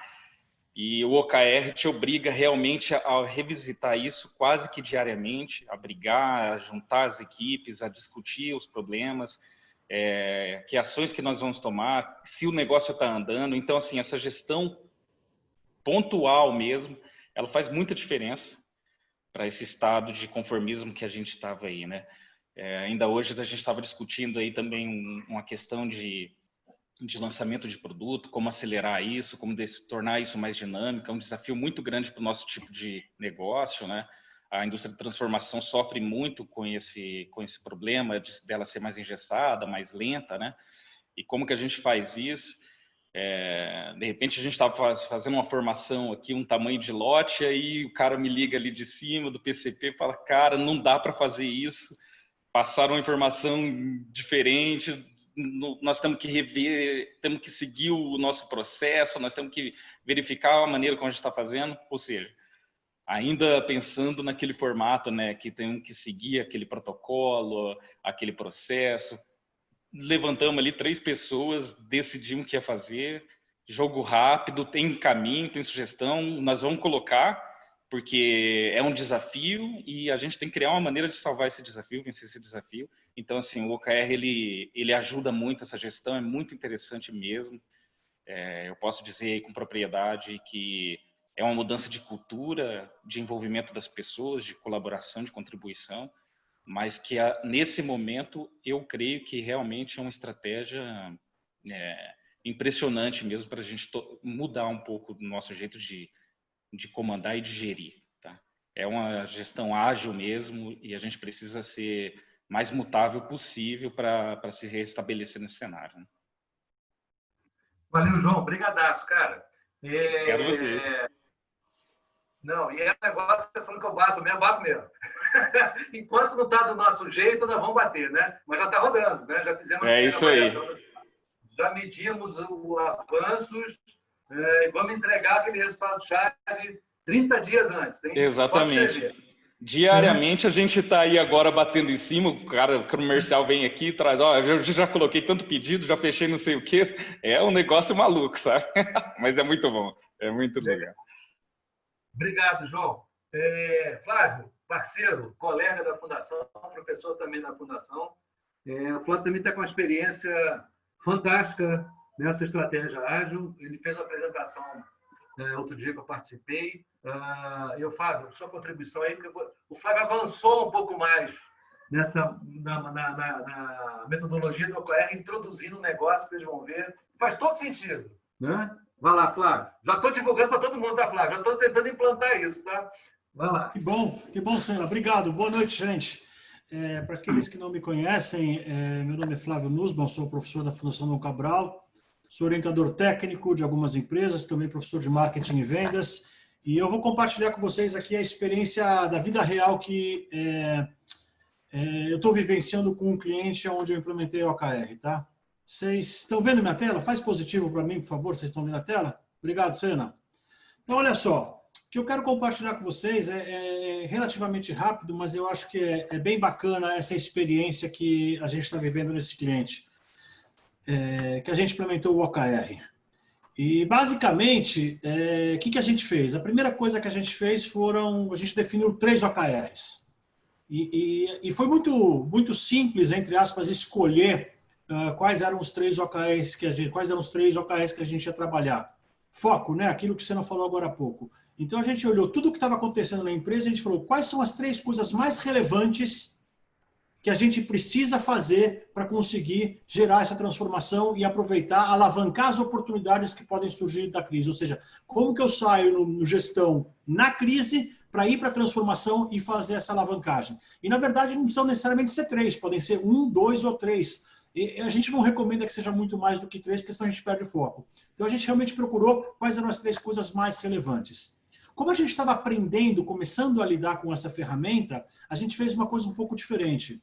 A gente trabalhou com um ciclo de 45 dias, seguindo aquela máxima que eu sempre falo, R rápido, aprenda rápido, conserte rápido. R pequeno, arrume pequeno, conserte pequeno, depois alavanque. Então, em vez de fazer um ciclo até um pouquinho mais longo de 45 dias, de 90 dias, a gente resolveu fazer um primeiro ciclo menor para a gente errar rápido e consertar rápido e aprender rápido. E, obviamente, depois a gente começa a esticar, daqui a pouco eu falo um pouquinho sobre isso. A partir daí, o que a gente fez? A gente rodou essa ferramenta do OKR com o comitê gestor, ou seja, aquelas pessoas que participavam do grupo de gestão da empresa, onde a gente fazia as nossas AGMs, onde nós fizemos o PE e assim por diante. Fizemos essa primeira rodada juntos, nesses 3 OKRs, e esses 3 OKRs desembocaram em 18 iniciativas. E quando a gente estava rodando, terminando de rodar o OKR e chegamos nessas 18 iniciativas, a gente percebeu que, como isso ia permear todas as áreas da empresa, a gente resolveu adotar uma coisa que não está na metodologia. A gente resolveu definir um PMO, ou seja, uma pessoa que ia ser o responsável, o gestor por esses OKRs. Então, todo mundo que tivesse envolvido com as iniciativas, os resultados chaves e os objetivos, iam lidar com esse gestor, esse PMO, esse gerente de projeto, que ia ser o centralizador de tudo isso daí. Esse PMO ele não está na metodologia, mas trouxe um resultado fantástico para a organização. Depois que a gente desenvolveu esses 3 OKRs e definiu as 18 iniciativas e, obviamente, os resultados chaves que, de novo, objetivo, resultados chaves que se desbocaram nas 18 iniciativas e definimos esse PMO, a gente fez uma outra coisa que também não está na metodologia, que é bem interessante. A gente fez uma matriz de relacionamento e começou a identificar quem eram as pessoas que estavam diretamente relacionadas a cada uma dessas iniciativas, quem eram as pessoas que estavam relacionadas indiretamente e quem eram as pessoas que estavam dando apoio, que poderiam apoiar essas iniciativas, para a gente começar a fazer o mapeamento de todos os envolvidos em cada uma dessas iniciativas. Por quê? Porque a ideia, como o Sena já mostrou anteriormente, é ir desdobrando essas iniciativas, abrindo em formato de árvore, para permear todos os níveis e todas as áreas da organização. Então, essa matriz começou a nos mostrar quantas pessoas estavam envolvidas direta e indiretamente por apoio naquela iniciativa. E o objetivo, obviamente, é que a gente tivesse o máximo possível de pessoas engajadas em pelo menos uma das iniciativas para que a gente tivesse toda a organização engajada nisso daí. Uma vez que a gente fez essa primeira etapa, a gente passou para a segunda etapa. E tudo foi muito rápido, tá? Porque é um ciclo de 45 dias. Não dá para ficar 2, 3 semanas pensando. Então, a gente fez essa primeira rodada num dia, e no dia seguinte a gente já começou o quê? A apresentar esses três OKRs com os objetivos, os resultados chaves e as 18 iniciativas para todos os colaboradores. Fizemos uma apresentação grande, é uma empresa que hoje tem 100 funcionários, então eles fizeram um Zoom, entre aspas, gigante e apresentaram isso para todos os colaboradores. A partir dessa apresentação, o PMO passou a fazer reuniões pequenas com grupos de até 10 pessoas em cada uma das áreas, para que eles pudessem, ao mesmo tempo, pegar essas 18 iniciativas e sugerir ou desdobramento delas ou outras iniciativas que poderiam ajudar a entregar os resultados chaves, que ajudariam a entregar os 3 objetivos dos nossos 3 OKRs. E esse retorno que ele recebeu em 2, 3 dias, foi realmente um negócio que ele trabalhou talvez das 8 da manhã às 11 da noite, durante 3 dias, para conseguir fazer essas reuniões com todas as equipes. Isso desembocou em 130 iniciativas. Claro que tinha algumas iniciativas bem simples e outras iniciativas mais complexas, mas eram 130 iniciativas. E aí, isso começou passou a ter um ciclo de idas e vindas também, ao longo de 2 ou 3 dias, em que essas 130 iniciativas, voltamos para o grupo gestor, íamos validando e verificando quais dessas iniciativas nós realmente iríamos utilizar, quais iniciativas naquele momento não faziam sentido porque não iam gerar o impacto necessário, e iam ficar guardados num banco de ideias para que eventualmente até fossem utilizadas no próximo ciclo de OKR.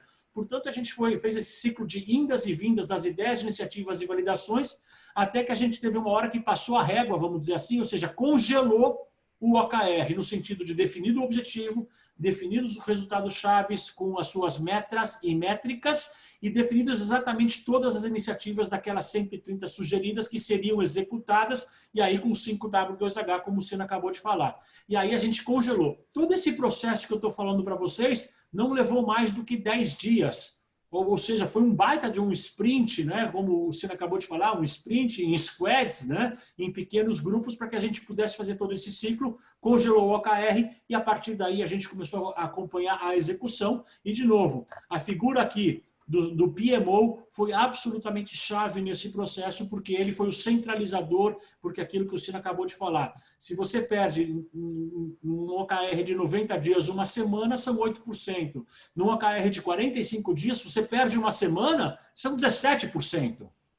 Né? Então, é infinitamente mais, é mais impactante ainda. Então, essa figura do PMO é fundamental. Esse cliente está no finalzinho do primeiro ciclo de OKR, eles terminam o OKR agora no final desse mês, e nós já estamos começando a desenhar quais são o segundo ciclo do OKR. Quais são os novos OKRs ou continuidade de algum deles que se faça necessário para que a gente possa, de fato, efetivamente dar seguimento e um engajar no outro e, de novo, rodar esse ciclo.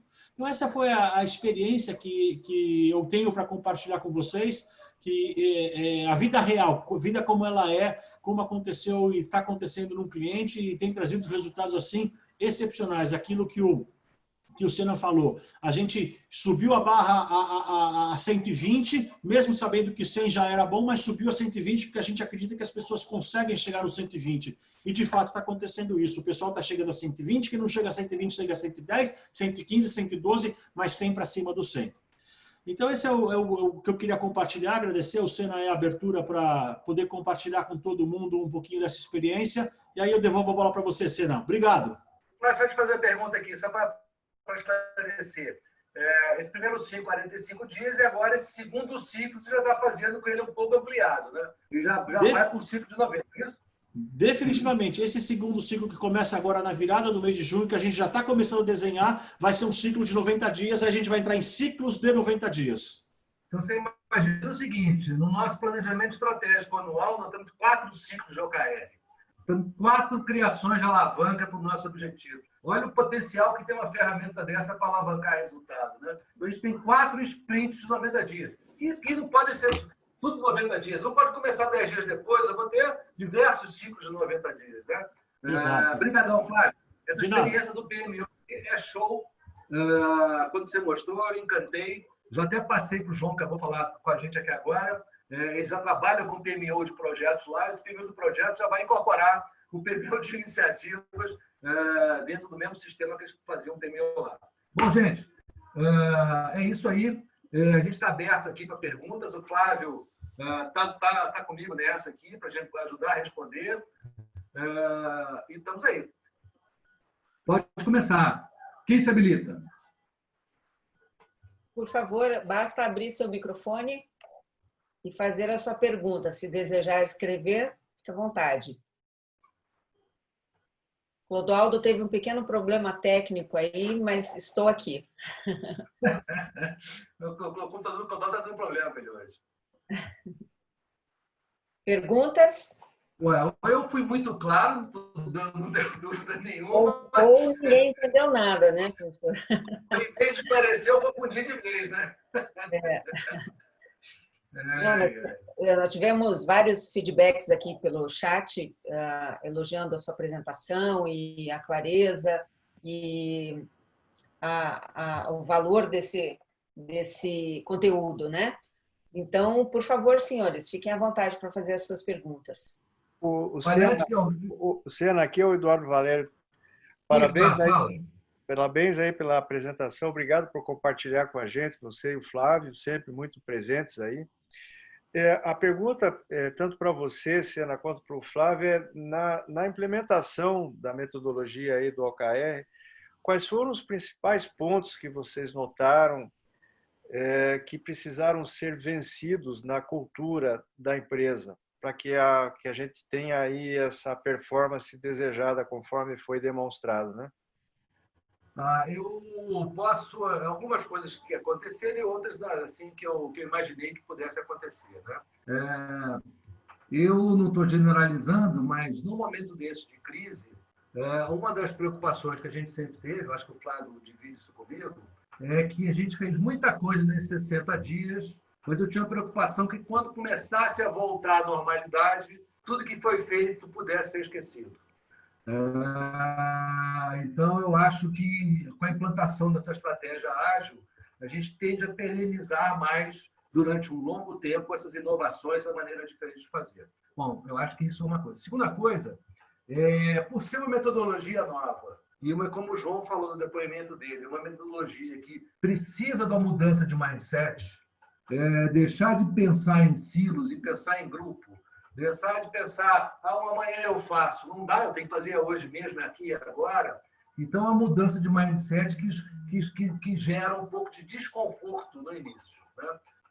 Eu posso dizer que na minha carteira de clientes que eu atendo hoje, eu tenho clientes que estão bem avançados, como o João está aí, né? Ele deu o depoimento dele, e tem clientes que ainda estão patinando. Eu tenho clientes que agora, nessa segunda GM desse mês agora, de maio, eu já estou fazendo a medição do avanço e tem cliente que nem começou a preencher ainda, porque estão com dificuldade. Então, caso a caso, a maturidade do corpo, né, do time, e principalmente a vontade do CEO em querer fazer. O CEO é fundamental. E como todo planejamento estratégico, né? Ele é fundamental, inclusive, na ajuda da definição de quais objetivos vão estar linkados com a estratégia e abrir mão, e aí ele tem que ter essa capacidade de dividir, compartilhar cada vez mais horizontal o processo decisório nas decisões em cascata do OKR. Se lá no quarto nível tiver que voltar para pedir autorização para o CEO para fazer, esse projeto não funciona. Então, tem que ter uma certa responsabilidade, por isso que o risco está presente, por isso que o erro está presente, mas com essas medições semanais é muito rápido a gente corrigir. Né? Então, se eu pudesse resumir, mudança de cultura, né? Eu tenho exemplos que foram rápidos, exemplos que não estão sendo tão rápidos assim, mas aonde entra aonde o negócio pega, cara, é brilhante. O resultado começa a aparecer, você vê nos olhos, e hoje eu estou vendo por vídeo, né? Mas você vê nos olhos a alegria das pessoas estarem participando do processo decisório e entregando o resultado. Cara, isso é magnífico, é um negócio que me agrada muito. É isso, Flávio, alguma coisa mais diferente disso? Vou só acrescentar, acho que um outro detalhe, além de tudo, além de corroborar com tudo que você falou, o Sena. Eu acho que quando fala em mudança de cultura, tem uma ruptura muito grande em muitas empresas, eu diria, que é principalmente você fazer esse cascateamento de uma forma estruturada até o nível mais embaixo da organização e, obviamente, na hora que você cascateia, você dá voz para que eles possam participar e interferir. Tanto é que o exemplo que eu falei, a gente saiu de 18 iniciativas para 130 iniciativas. E aí tem alguns aprendizados interessantes, né? A gente chegou a um número mágico nesse cliente que cada KR deveria ter no máximo 10 iniciativas, sendo que umas 4 ou 5 a gente diz que tem que ser imprescindíveis, ou seja, essas a gente tem que executar, 3 ou 4 recomendáveis de serem feitas e umas 2 que seria bom fazer.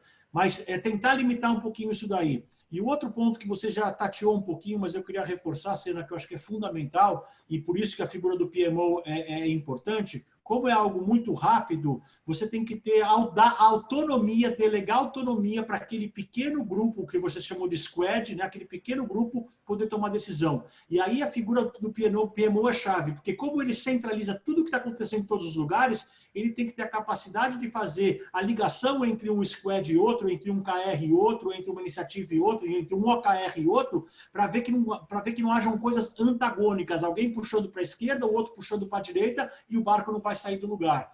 Então, essa autonomia e a palavra final, entre aspas, está na boca do PMO, naquela decisão rápida a ser tomada, porque ele tem a visão sistêmica do todo, é fundamental nessa história. E aí outra coisa, a vacina para isso, né? Tem uma vacina poderosa, né? É do Covid, mas é poderosa.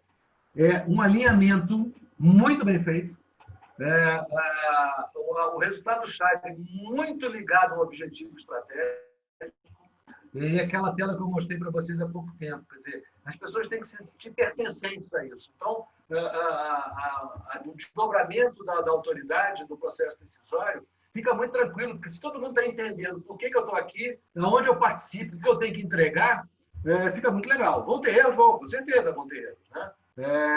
Mas a velocidade que a gente conserta os erros flui maravilhosamente bem. Professor, Diga, temos uma pergunta do Jaime Agostinho. O papel do Scrum Master pode facilitar o alcance dos OKRs? O CEO pode ser o Scrum Master? Olha, eu acho, aí é achismo, tá? Mas como eu vejo, cada OKR tem um líder. Apesar de ser uma equipe multifacetada, tem um que é o responsável, né? Então, você vê lá naquele exemplo que eu mandei, o OKR principal no nível 1 tem um cara que depois sai desdobrando, né? Esse cara já é um Scrum Master do OKR dele, da atividade dele. No desdobramento, eu vou ter vários Scrum Masters, né? Porque cada um é responsável pelos seus squads. Cada um é responsável por aquele micro-resultado que vai compor aquele resultado do nível 1. Né? E eu posso ter no PMO, que é aí que eu vejo que essa ideia do Flávio é fantástica, o PMO que vai conciliar esses micros resultados e vai ver como é que está andando as iniciativas para entregar o resultado-chave. Né? Mas é importante, eu tenho que ter um Scrum acompanhando isso, né? E como é muito rápido, eu não posso errar. Né? Então, não sendo repetitivo, mas uma semana é 8%, no caso do Flávio, lá de 45 dias, uma semana é 7%. Não dá para recuperar. No meio do prazo, já era. Cara. No meio do prazo, já era. Né? Deixa eu adicionar uma coisa, Sena, se você me permitir. A minha experiência tem mostrado que, na verdade, o ideal é que o CEO não seja o PMO do projeto. Por quê? Porque como o PMO ele tem que ir até lá o nível mais básico da empresa, tem que ser uma pessoa absolutamente, vamos chamar assim, neutra, em que as pessoas não fiquem, inclusive, entre aspas, a pessoa mais da base da pirâmide, não fique intimidada de repente, dar uma opinião que, de repente, lá para o presidente, para o CEO, para o sócio, ela não se sentirá confortável. Então, tem que ter uma pessoa que consiga, inclusive, ter trânsito por todos e o respeito de todos da organização e a abertura para que essas pessoas se sintam confortáveis em falar, olha, eu tive uma ideia aqui de uma iniciativa que a gente podia tomar, ou eu não concordo com isso, ou por que a gente não vai vai para lá. Então, isso também é super importante, pegar uma pessoa que, ao mesmo tempo, tenha capacidade de gestão de projetos, tenha a liderança, mas, ao mesmo tempo, tenha respeito e tenha abertura para poder ouvir e deixar as pessoas confortáveis em contribuir para se engajarem na coisa. Cara, é um processo decisório altamente compartilhado. Altamente compartilhado. Professor, temos mais 2 questões aqui. Me desculpe, Ellen, pulei a sua vez. Eu já vou passar a sua pergunta aqui. A Ellen pergunta se há um número ideal um número máximo de OKR para se trabalhar simultaneamente. Olha, eu vou te dizer o seguinte, a literatura fala uma coisa, a vida real é outra, né? Mas a literatura fala não trabalhar mais de 3 OKRs, ou 2 OKRs no início, né? Se você vê que com dois OKRs que o Flávio acabou de desenhar, foram 130 iniciativas. É muita ação ao mesmo tempo. Então, se cada OKR multiplica em 10, 15, 20 iniciativas, você imagina que daqui a pouco eu não consigo controlar essas iniciativas todas, né? Então, eu não estou querendo trabalhar a empresa inteira, eu estou querendo trabalhar naquilo que é mais importante no momento e o que mais impacta no resultado. O resto continua andando, não para o resto, não. O resto continua andando na normalidade. É só o que vai impactar no resultado a curto prazo. É o que vai gerar mais valor para o negócio, para o cliente, para todos os stakeholders envolvidos, né? Então, esse número mágico é o número de 3. Eu tenho trabalhado com isso nas empresas que eu estou implantando, no máximo 3. E aí, avançando, quantas iniciativas por OKR? Depende da abrangência do OKR. Eu posso ter, por exemplo, tem um OKR que eu envolvo área comercial, indústria, financeira, marketing. Então, tem 6 iniciativas macro. Depois, esse gestor que tem uma iniciativa, ele vai sair desdobrando. Aí que chega nas 130. Então, você vê que um OKR vai abrindo em árvore em termos de iniciativa, né? Porque eu vou chegar até lá na ponta, individual. Posso ter um OKR individual. Né? E imagina uma equipe de venda que eu tenho o diretor comercial, que tem a iniciativa marca, desdobra em 2 gerentes, o gerente 8 supervisores e os supervisores e 40 vendedores. Eu posso fazer, cada vendedor pode ter um OKR individual dele. Eu preciso positivar tanto, eu preciso ter esse volume de venda, eu tenho que trabalhar com esse mix, eu tenho que entregar essa mais contribuição e o somatório de baixo para cima que vai entregar o resultado mais para em cima, né? Então, não tem número mágico, depende da importância. E o Flávio acabou de falar aí agora do que é indispensável, o que é bom que venha, o que é, né, se vier, tá legal, né? Então, sabendo definir isso, a gente foca, porque a palavra foco, alinhamento é fundamental. Ok. Até já na sequência aqui, temos uma pergunta do Andrei, CEO do Grupo Jardim da Saudade, nosso cliente PAEX. No exemplo explanado pelo Flávio, como foi tratada a questão da priorização das atividades rotineiras da empresa? Ele pondera que um integrante do squad participar e focar num projeto de curto prazo precisa dedicar mais tempo nas atividades do OKR e deixar um pouco de lado as atividades rotineiras. Exatamente o que você estava falando agora, né? Como trabalhar essa priorização? Como foi trabalhada essa priorização, professor Flávio?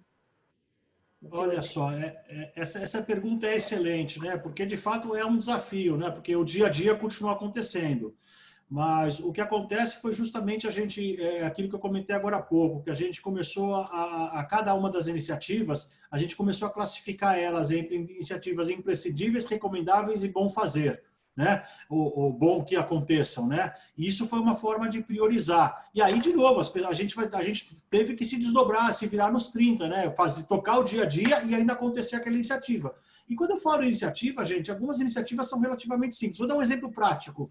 Um dos OKRs que esse cliente plantou ali há quase 40 dias atrás, ele falou o seguinte: nós temos que garantir a saúde física e mental dos nossos colaboradores, porque eles estão todos trabalhando em home office praticamente. Tem meia dúzia de pessoas no máximo indo para o escritório, todas as outras estão em home office. E uma iniciativa, por exemplo, que surgiu ali foi o seguinte: puxa vida, tem colaboradores que estão trabalhando em home office e não tem infraestrutura necessária. Caramba, vamos fazer o seguinte, vamos pegar as cadeiras que a gente tem aqui no escritório e vamos mandar entregar na casa dos nossos colaboradores. Essa era uma iniciativa. Não é um negócio de outro mundo, não é um fim do mundo, é uma iniciativa logística. Mas foi classificada entre imprescindível, recomendável e bom fazer, e eles identificaram que isso era imprescindível, porque nem todo mundo tem o privilégio de ter um espaço físico adequado. Tinha gente que estava trabalhando ali na mesa da cozinha, né? Sentado num banquinho. Imagina a pessoa passar 4, 5, 6 horas do dia na mesa da cozinha num banquinho. Então, eles foram lá e botaram a infraestrutura física para as pessoas, principalmente aquelas que tinham maior dificuldade. Então, na hora que você começa a classificar essas iniciativas nessas 3 categorias, imprescindíveis, recomendável e bom fazer, fica mais fácil de você conseguir priorizar. Mas aí, de novo, você tem vários pratinhos, o dia a dia você tem que rodar o pratinho do dia a dia e vai lá dar uma rodadinha no pratinho também do OKR. Aí se vira dos 30 mesmo. Perfeito. Perguntas? César, nosso amigo César Couto, lá de Maringá, você abriu o microfone várias vezes. Você gostaria de fazer uma pergunta? Não, não. Não? Foi só... Agora você abriu, faz, César. Agora você abriu, faz. Coloquei o César na fogueira, né, César?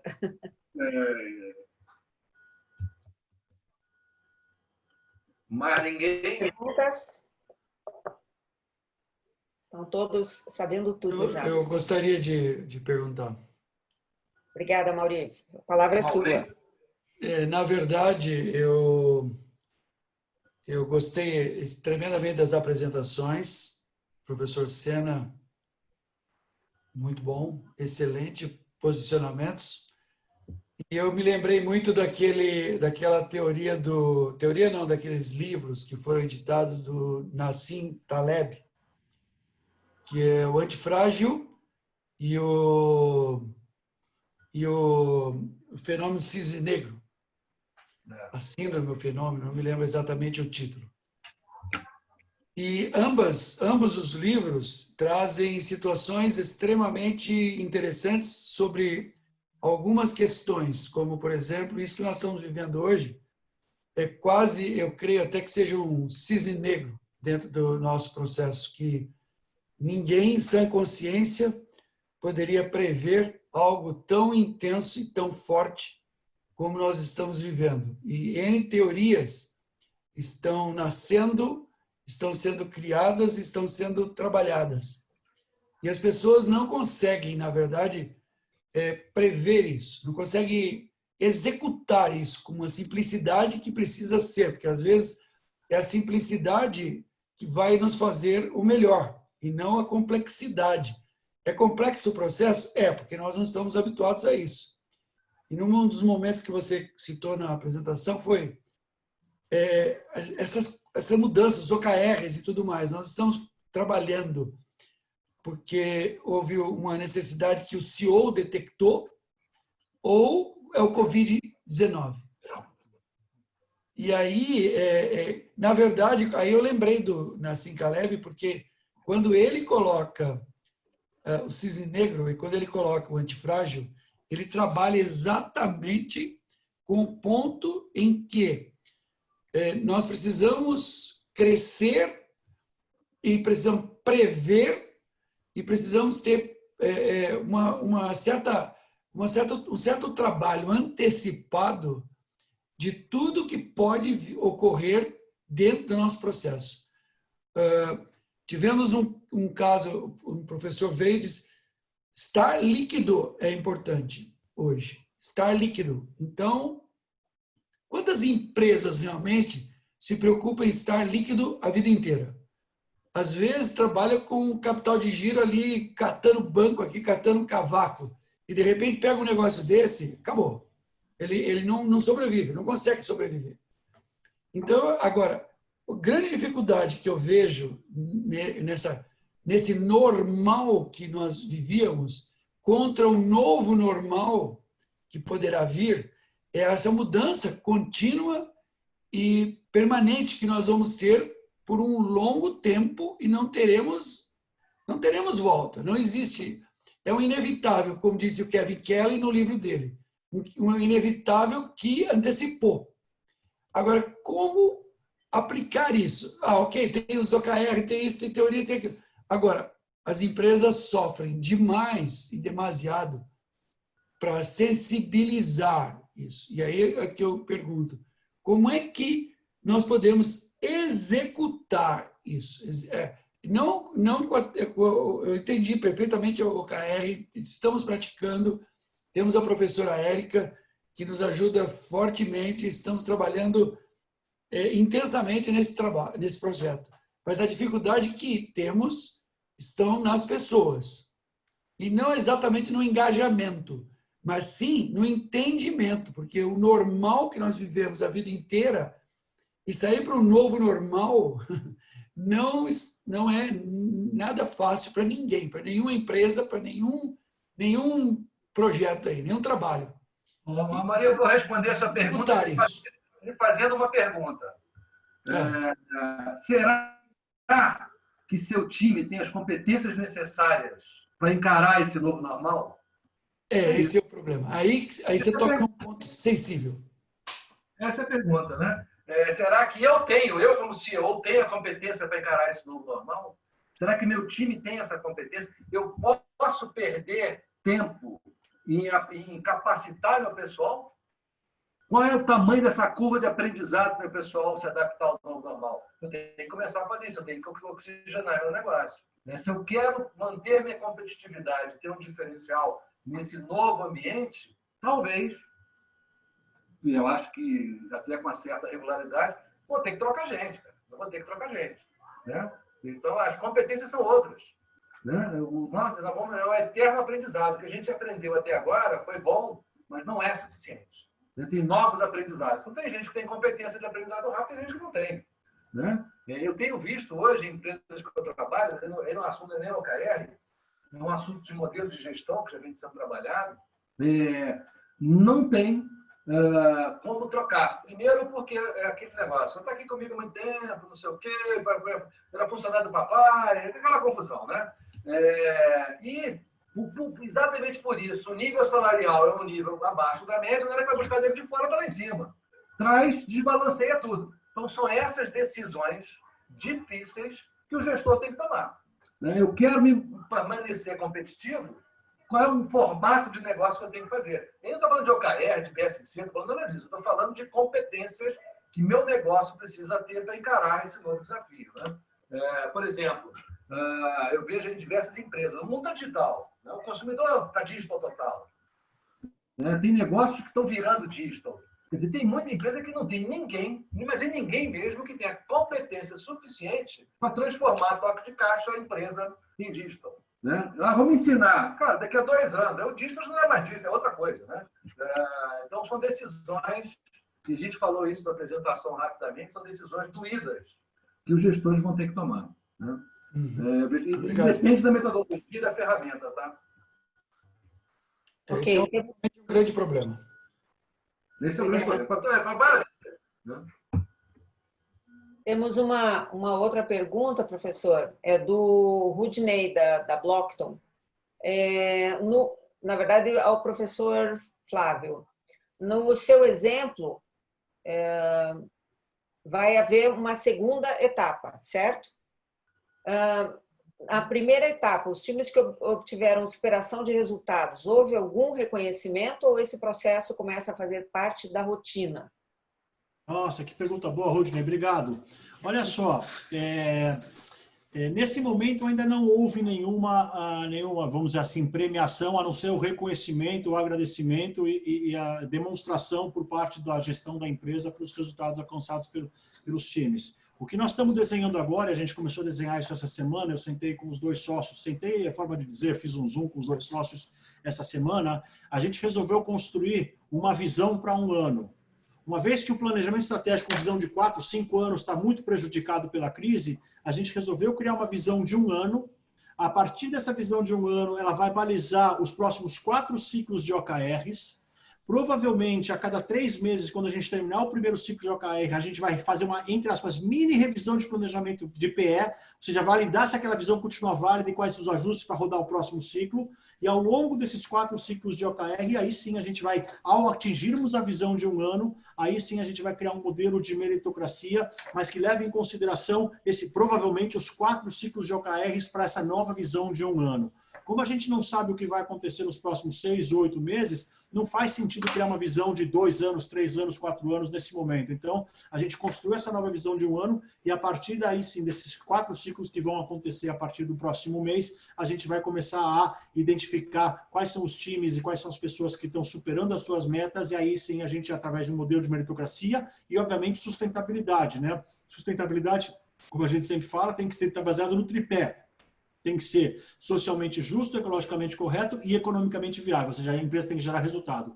Em gerando resultado, ou seja, disparou o gatilho para poder dar qualquer tipo de premiação ou reconhecimento, vamos verificar quais são os times que tiveram superações e aí a gente vai criar um modelo de meritocracia. Mas nesse primeiro ciclo não, mas para os próximos ciclos a gente provavelmente vai criar. Ok.